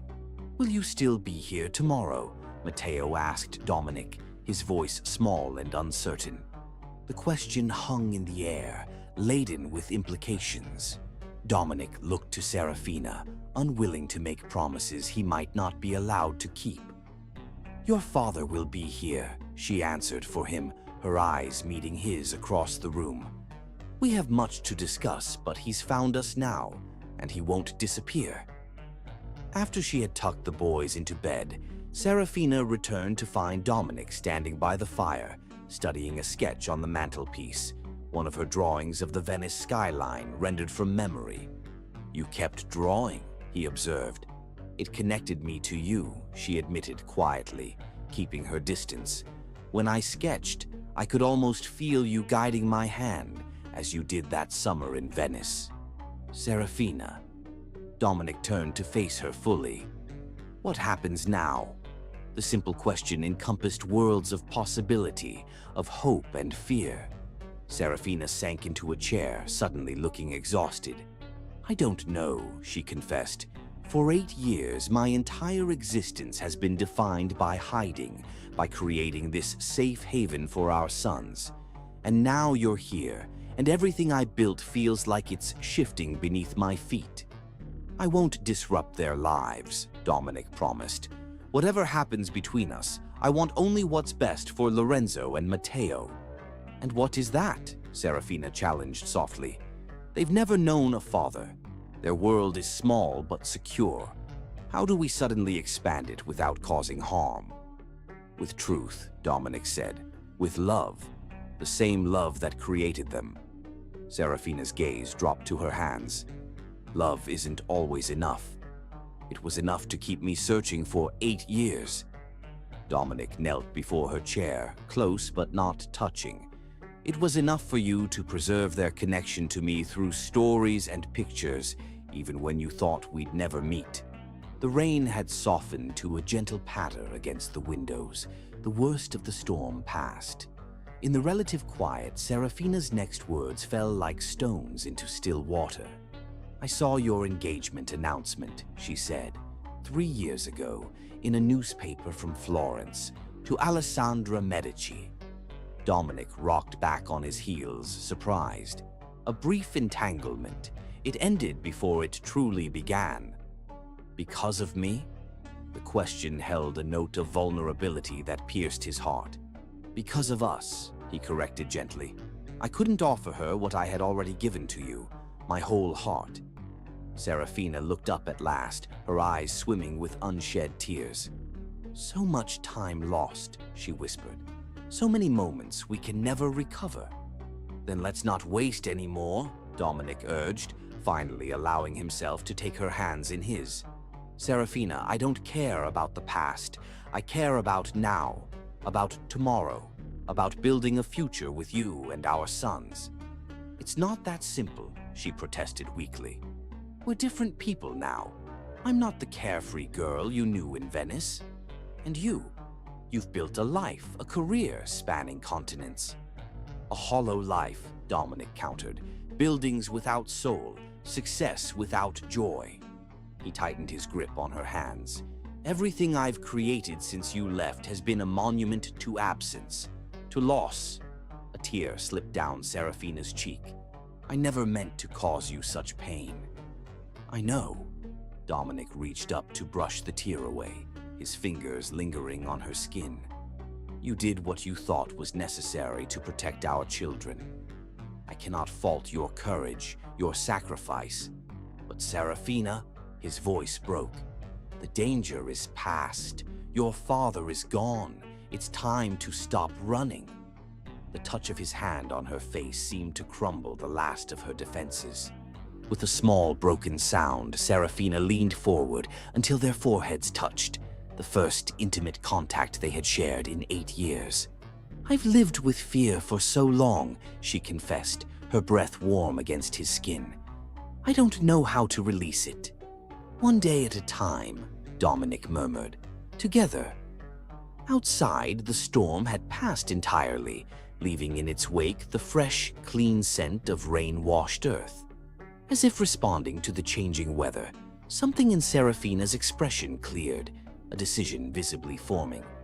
"There's something you should see," she said, rising from her chair. She crossed to a small desk in the corner and retrieved a weathered leather portfolio. "I've kept these all these years. For the boys," I told myself, "so they would know their heritage. But perhaps I was keeping them for this moment." Inside the portfolio were drawings, dozens of them. Dominic spreading blueprints on his drafting table in Venice. Dominic laughing on a gondola. And most startling, Dominic holding twin infants, a family portrait from an alternate reality that had never existed. "I drew what might have been," Serafina explained softly. "The life we should have had." "The life we still can have," Dominic corrected, his voice thick with emotion. "Not the same. We can't reclaim those lost years, but something new, something built on the foundation of what we once shared." Serafina's resistance was crumbling. He could see it in her eyes, feel it in the trembling of her hands as she took the portfolio from him and set it aside. "The boys will have questions," she said, practical concerns momentarily overriding emotion. "About where you've been, about why you're suddenly in their lives." "We'll answer them together," Dominic assured her, "with age-appropriate truth." "And your work? Your life in Florence?" "My work can be done anywhere. My commissions will wait." Dominic's voice was firm. Nothing is more important than this, than you, than our sons." The fire had burned low, casting the small room in gentle shadows. In this muted light, Serafina looked both achingly familiar and new, the girl he had loved in Venice, transformed by motherhood and hardship into a woman of remarkable strength. "I never stopped loving you," she whispered, the confession seeming to surprise even her. "Even when I convinced myself I would never see you again. Even when I told myself it was better that way. Every time I looked at our sons, I saw you." The words Dominic had longed to hear for 8 years washed over him like a benediction. With exquisite care, as if she might shatter at his touch, he drew her into his arms. She came willingly, her body fitting against his with the same perfect harmony he remembered. "Tell me again," he murmured against her hair. Serafina pulled back just enough to meet his gaze, her eyes clear and unguarded for the first time since he'd arrived. "I love you, Dominic Valente. I have loved you every day for 8 years, across all the distance and silence between us. And I love you, Serafina Castellano." Dominic cradled her face between his palms. "In this life and whatever comes after." As their lips met in a kiss 8 years delayed, the last barrier between them dissolved like morning mist. Outside, the clouds parted to reveal a sky filled with stars, witnesses to a reunion that defied time, distance, and the machinations of men who would have kept them apart. Chapter 10: The Dangerous Legacy. Dawn broke over the Amalfi coast, painting the sky in shades of rose and gold. Dominic stood on the small cottage porch, watching the sun emerge from the sea, his mind still struggling to process all that had happened since his arrival. Inside, Serafina and their sons slept peacefully, exhausted by the emotional storm of the previous day. Their sons. The phrase still sent a jolt of wonder through him. He was a father to 2 remarkable boys who, until yesterday, had not known his face. The weight of those lost years pressed on his heart, even as joy at their reunion lifted it. "You're still here," Serafina's voice came softly from behind him. She joined him at the railing, her hair loose around her shoulders, her eyes still carrying the remnants of sleep. Part of me feared I'd dreamed it all. "I'm not going anywhere," Dominic assured her, reaching for her hand. "Not without you and the boys." They stood in comfortable silence for a moment, watching the fishing boats set out from the harbor below. Finally, Serafina spoke. "There's more you need to know. About why I left, about my father." "I thought we covered that last night," Dominic said gently. "Your father threatened my life, threatened our unborn child." "That was only part of it." Serafina's expression darkened. "My father's reach was longer, his sins deeper than you know. The Castellano fortune wasn't built merely on shipping. That was the legitimate face of his empire." Dominic turned to face her fully. "What are you saying?" "My father was involved with dangerous men, smuggling, extortion, worse. I didn't understand the extent of it until that last morning in Venice, when I overheard him discussing you. The casual way he spoke of arranging an accident." She shuddered at the memory. "I realized then that the father I thought I knew was a fiction." "Did you go to the authorities?" Serafina's laugh was bitter. "The authorities? My father owned half the police in Venice. The other half knew better than to cross him. No, there was no justice to be found there." "So you ran," Dominic said quietly. "Alone, pregnant, terrified. My brave Serafina." "Not brave," she corrected. "Desperate. When I left Venice, I didn't go directly to Amalfi. I went to Rome first, to my mother's cousin, the only family member I could trust. She helped me establish a new identity, find a place to live." "Sofia Navarro," Dominic murmured. "Yes. My mother's maiden name was Navarro. Sofia was simple enough to remember in a moment of panic." She sighed, pushing a strand of hair from her face. "I lived in Rome until the twins were born. Afterward, when they were strong enough to travel, we came to Amalfi, to my grandmother's hometown. And you've been here ever since, moving every few years as a precaution. Atrani first, then several other villages along the coast. Always modest homes, always keeping to ourselves." Serafina's expression softened. "But the boys needed stability, education. They're so bright, Dominic, so curious about everything. I couldn't keep them isolated forever." "So you settled here in Vietri?" "When I heard of my father's death, I thought perhaps it was safe at last." Her voice grew troubled. "But then, 3 months ago, I received a letter." Dominic stiffened. "From whom?"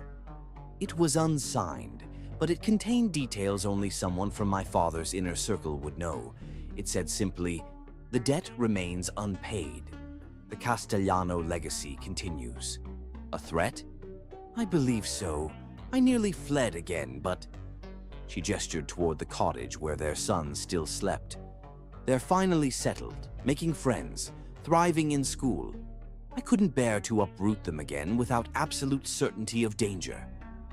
Dominic's jaw tightened as protective instinct surged within him. "Who would threaten you after all this time? What debt could possibly remain? My father had many business partners. Some were more unsavory than others." Serafina's voice dropped to a whisper. "There was one man, Antonio Ferri, who was particularly close to him. My father once promised me to his son before the arrangement with Count Ricci proved more advantageous." "And you think this Ferri is behind the letter?" "I don't know, but it would make sense. The Ferris were furious when the marriage arrangement was broken. Their shipping company had been failing. They needed the Castellano connection to survive." Dominic paced the small porch, his mind racing. "We need to resolve this once and for all. You and the boys can't live under this shadow forever." "What do you propose?" Serafina asked, hope and fear mingling in her voice. "First, we need to understand exactly what threat remains. I have connections in Venice, discreet people who can investigate without drawing attention." He stopped pacing, turning to her with determination. Then, once we know what we're facing, we can decide how best to protect our family. Our family. The words hung between them, filled with promise and commitment. The boys are waking, Serafina said, hearing movement inside the cottage. We should continue this later. The morning passed in a swirl of domestic activity. The twins, having processed the miraculous appearance of their father overnight, greeted Dominic with cautious enthusiasm at breakfast. Their questions came in an endless stream about his buildings, his travels, his childhood. "Did you build things when you were our age?" Lorenzo asked, eyes bright with curiosity. "I did," Dominic confirmed. "My father was a carpenter. He taught me to respect wood, to understand grain and texture before I ever picked up a tool." "Our grandfather was a carpenter?" Matteo's voice held wonder at this newfound connection to his heritage. Dominic nodded, his throat tight with emotion. "He would have adored you both. He always said the greatest joy in life was to pass knowledge from one generation to the next." As the boys cleared their breakfast dishes, Dominic leaned closer to Serafina. "They deserve to know their true heritage, the good parts at least.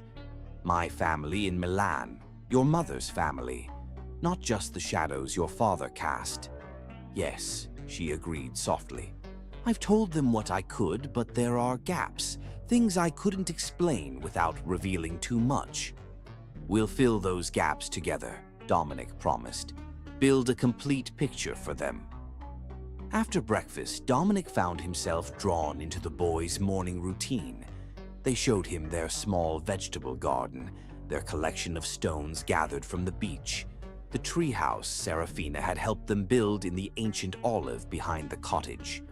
"You climbed up there?" Dominic asked her, eyebrows raised as he surveyed the rickety structure. "Someone had to hammer the difficult nails," she replied with a hint of her old mischief. "Besides, these two insisted their house needed architectural integrity." "Mama said that means it won't fall down," Lorenzo explained seriously. "A very important principle," Dominic agreed, equally serious. "Perhaps we could reinforce a few areas, though. Make it even stronger." The morning turned to afternoon as they worked together on the treehouse, Dominic teaching his sons basic carpentry skills passed down from his own father. Serafina watched from below, sketching the scene with quick, sure strokes. Father and sons, heads bent together over their project, three profiles so similar it made her heart ache. When the boys ran inside to fetch water, Dominic climbed down to examine her drawing. "You've captured them perfectly," he said, admiration in his voice. "You always had a gift for the essential lines." "I've had plenty of practice," Serafina replied. Drawing you from memory. It kept me sane during the hardest times." Dominic studied her face in the dappled sunlight. "What happens now, Serafina?" "Practically speaking. The boys are in school here, but this threat—" "I don't know," she admitted. "For so long, running was my only strategy, hiding. But I'm tired of living in fear, Dominic. Tired of looking over my shoulder. Our sons deserve better than a mother constantly preparing for the next escape." "Then we face it together," Dominic said firmly. Whoever is behind that letter, we confront it head on." "How?" "I have an idea," Dominic began, but was interrupted by shouts from inside the cottage. "Mama! Papa! Someone's coming!" The unfamiliar title, Papa, sent a jolt through Dominic even as alarm prickled along his spine. He and Serafina hurried around the cottage to see a carriage approaching along the narrow road. "Are you expecting anyone?" Dominic asked quietly. Serafina shook her head, her face pale. "No one knows you're here. No one except..."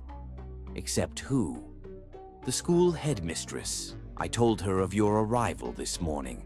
Her eyes widened with sudden fear. "Dominic, what if she's connected to whoever sent that letter? What if telling her I'd found you triggered something?" Dominic moved protectively in front of Serafina as the carriage drew closer. "Get the boys inside.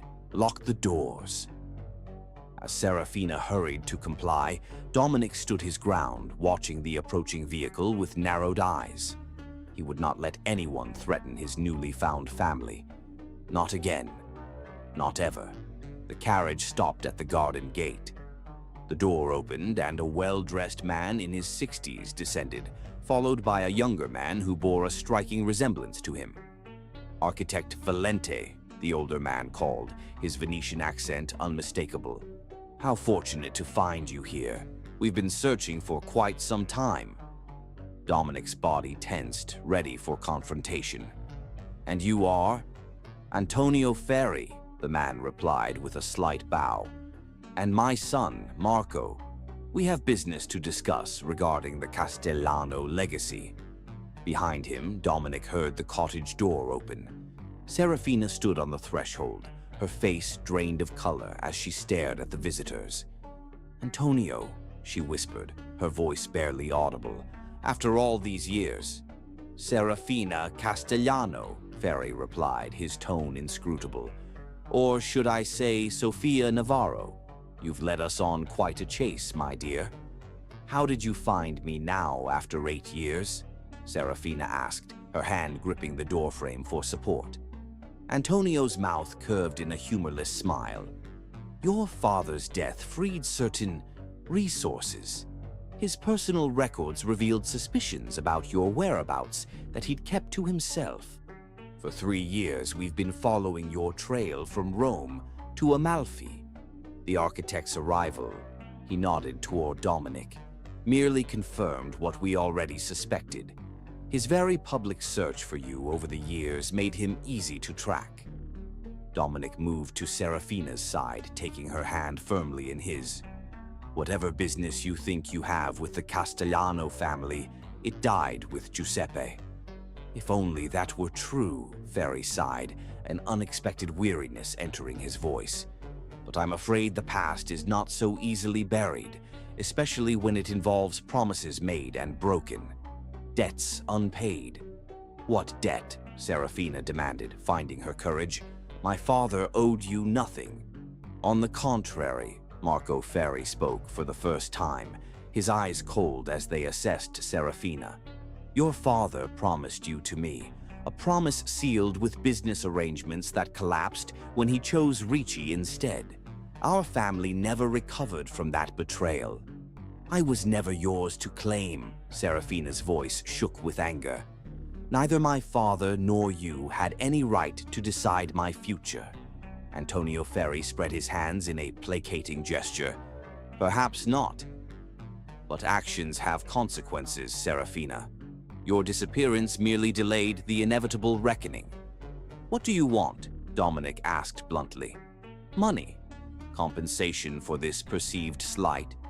"Justice," Marco answered. "Recognition of the wrong done to our family." As the standoff continued, the cottage door opened wider. Lorenzo and Matteo slipped out to stand beside their parents, their young faces solemn but unafraid as they regarded the strangers. Seeing the boys, something shifted in Antonio Ferri's expression. A flicker of surprise followed by what might have been shame. "Your sons," he said quietly. "They have your eyes, Serafina, and their father's bearing."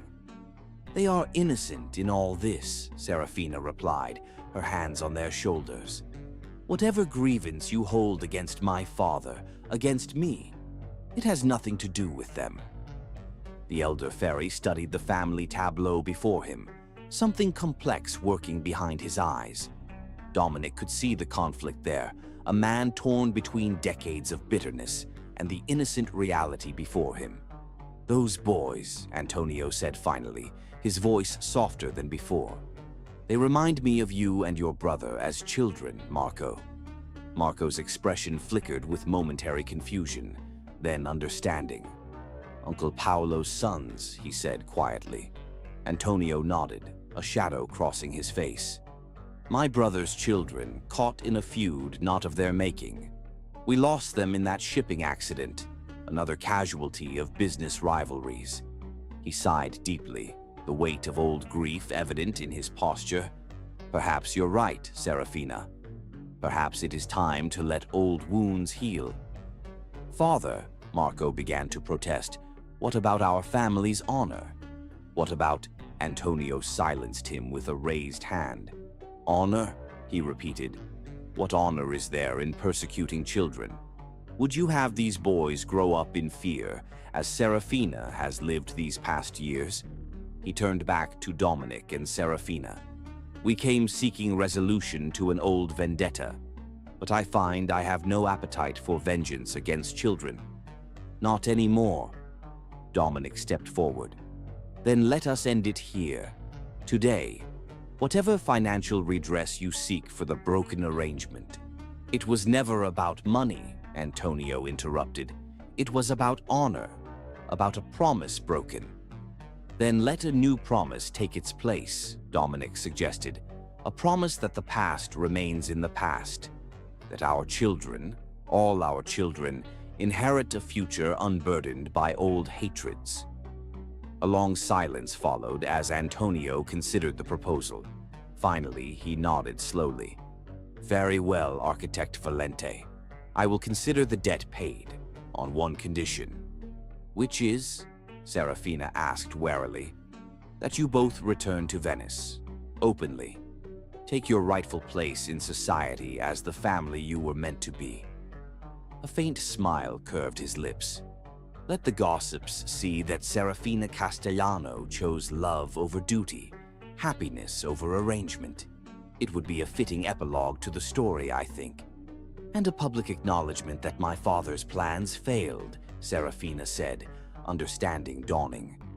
A final victory over Giuseppe Castellano. If you wish to see it that way, Antonio agreed. Do we have an accord? Dominic looked to Serafina, leaving the decision in her hands. After a moment, she nodded. We have an accord. The boys should know Venice, should know their heritage, both the shadows and the light. As the Ferris returned to their carriage, a weight seemed to lift from the small family still standing at the cottage door. The threat that had hung over Serafina for 8 years was finally dispelled. Not by further running, but by facing it directly. Is it really over? She asked Dominic as the carriage disappeared down the road. I believe it is, he replied, drawing her close. The past has no more power over us. Only the future matters now. As if to affirm his words, Lorenzo tugged at their hands. Does this mean we're going to Venice, to see where you and Mama fell in love? Dominic knelt to his son's level, including them both in his gaze. Would you like that? To see the city where your mother and I met, where I designed my first buildings? Will we live in a palazzo on the Grand Canal? Matteo asked, eyes wide with childhood imagination. Serafina laughed, the sound freer than Dominic had heard since his arrival. Perhaps not right away, she said, but we'll find a home worthy of our family, a place to build new memories. As the boys ran off to discuss this exciting development, Dominic turned to Serafina, his expression serious. Are you truly ready to return, after everything? With you beside me? She smiled, reaching up to touch his face. I'm ready for anything. Chapter 11. Meeting his sons. 3 days after the Ferris' departure, the small cottage buzzed with activity. Trunks stood half-packed in the main room, and the boys darted about in excitement, deciding which treasures were essential for their journey to Venice. The threat that had shadowed their lives had lifted, leaving behind a family poised on the threshold of a new beginning. Papa, will we see real gondolas? Lorenzo asked, the title falling naturally from his lips now. In the short time since Dominic's arrival, the twins had embraced him with the uncomplicated acceptance unique to children. Dozens, Dominic promised, helping him fold a small shirt. And we'll ride in them too. The best way to see Venice is from the water. And your buildings? Matteo asked, always the more thoughtful of the pair. Will we see those? Every one, Dominic assured him, though some may need a bit of restoration after all these years. Serafina, overhearing as she entered with freshly laundered clothes, smiled warmly. Your father is being modest. His buildings are among the most admired in Venice. Even after 8 years away, his reputation remains strong.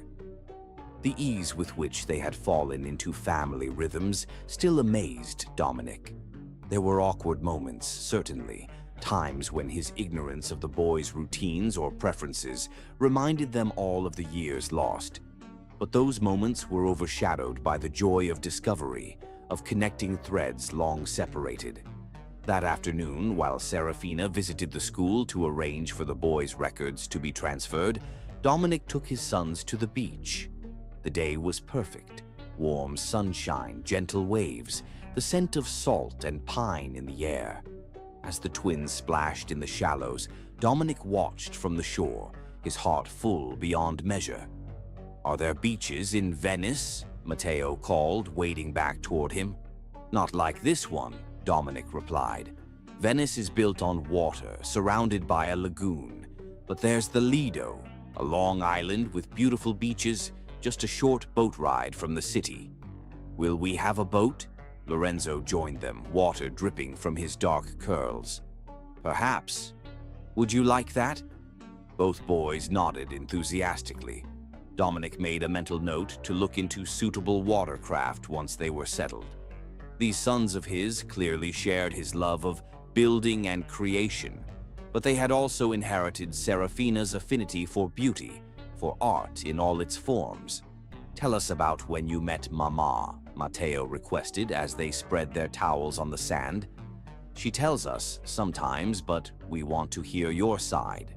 Dominic smiled, touched by the request.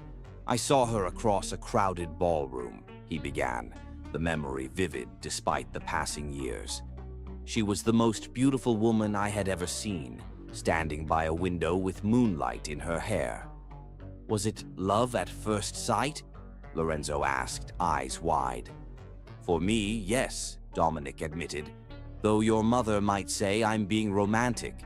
But when our eyes met across that room, something inside me recognized her, as if my soul had been waiting for hers. That's what Mama says too, Matteo confided, that when she saw you, the rest of the room disappeared. Warmth spread through Dominic's chest at this revelation. Does she now?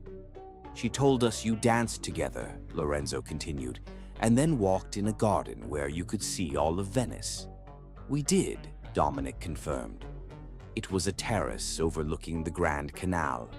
The night was perfect. Stars above, water below, music drifting from inside. I knew that night that I had found something rare and precious. And then her papa tried to keep you apart, Matteo said, his young face serious. Like in the fairy tales. Dominic nodded, carefully navigating this difficult subject.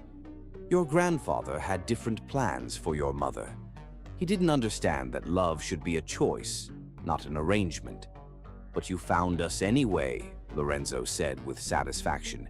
Even though it took a long time, I would have searched forever, Dominic told them, his voice rough with emotion. Some things are worth waiting for, worth fighting for. The three of you, you're worth everything. The boys absorbed this, exchanging one of their silent twin communications.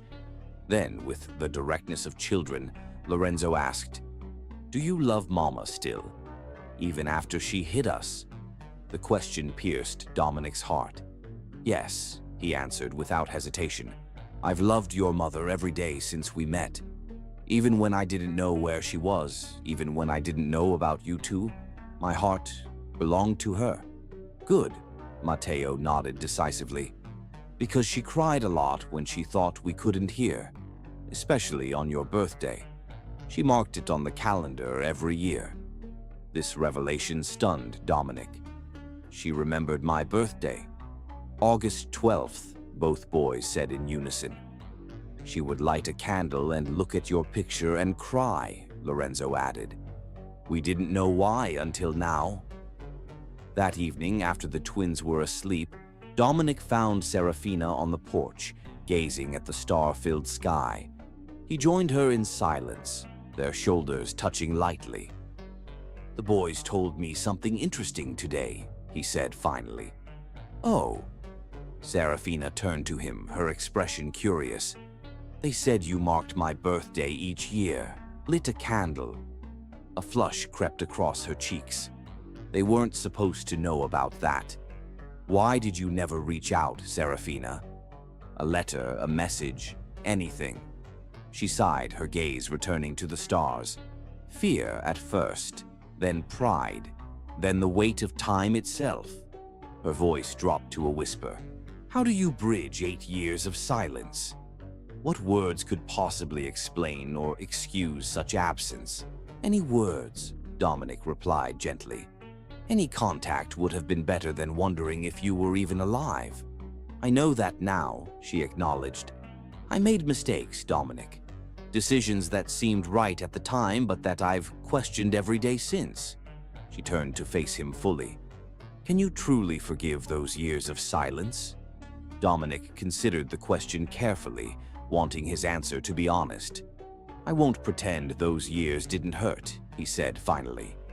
"But when I look at our sons, these incredible boys you've raised so beautifully, I can't regret the path that created them. And I can't hold on to anger when we've been given this second chance." Relief softened Serafina's features. "They adore you already," she said. "It's remarkable how quickly they've accepted you, how naturally they call you Papa." "Children have an instinct for truth," Dominic replied. "They sense that I love them, that I would do anything for them." "For all of us?" Serafina asked, vulnerability in her voice.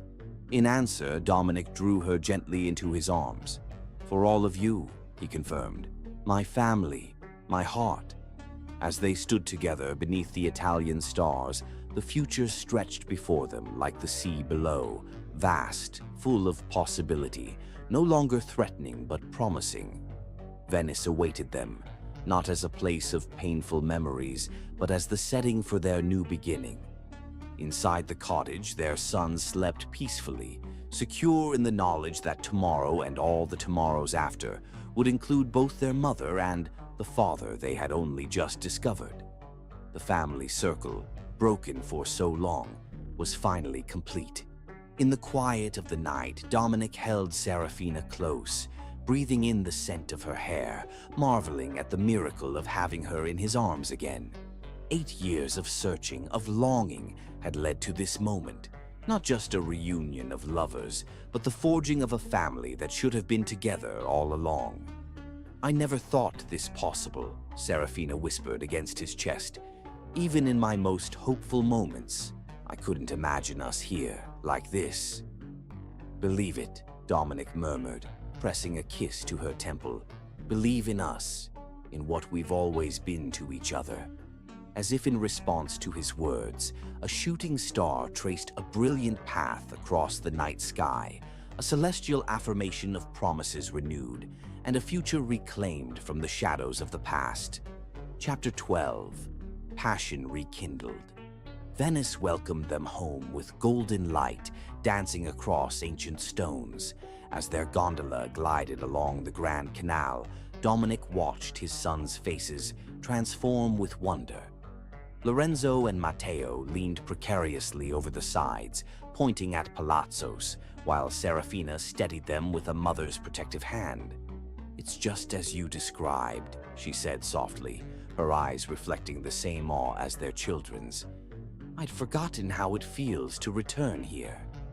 "Nervous?" he asked, covering her hand with his. "A little," she admitted, "but mostly free. For the first time in 8 years, I can walk without looking over my shoulder." 1 month after their return, as autumn painted Venice in russet and gold, Dominic led Serafina to a waiting gondola at twilight. "There's something I want to show you." The gondolier guided them along familiar canals until they reached the Palazzo Contarini, where they had first met 8 years before. The palazzo was quiet, but a caretaker admitted them with a knowing smile. As they climbed the marble staircase, Serafina's hand trembled slightly in Dominic's grasp. "So many memories," she murmured. "I feel like that young woman again, heart pounding as a handsome architect led me away from the crowd." The terrace was exactly as they remembered, but Dominic had transformed it with hundreds of candles, their flames dancing in the gentle evening breeze.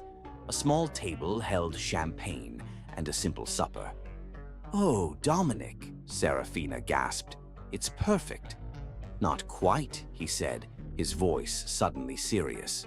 From his pocket he withdrew a small velvet box, not new but worn at the edges from years of handling. "There's something missing." Inside lay an emerald ring surrounded by diamonds, the exact shade of green as her eyes. "I bought this 6 months after you disappeared," Dominic explained, his voice thick with emotion. "I carried it for 8 years, through every city, every search." Tears filled Serafina's eyes as moonlight caught the facets of the emerald. "You never gave up," she whispered. Then, in a gesture that surprised her, he set the box aside without removing the ring. "But that ring belongs to the past. Tonight I want to offer you something new." From his other pocket he produced a second box of polished olive wood.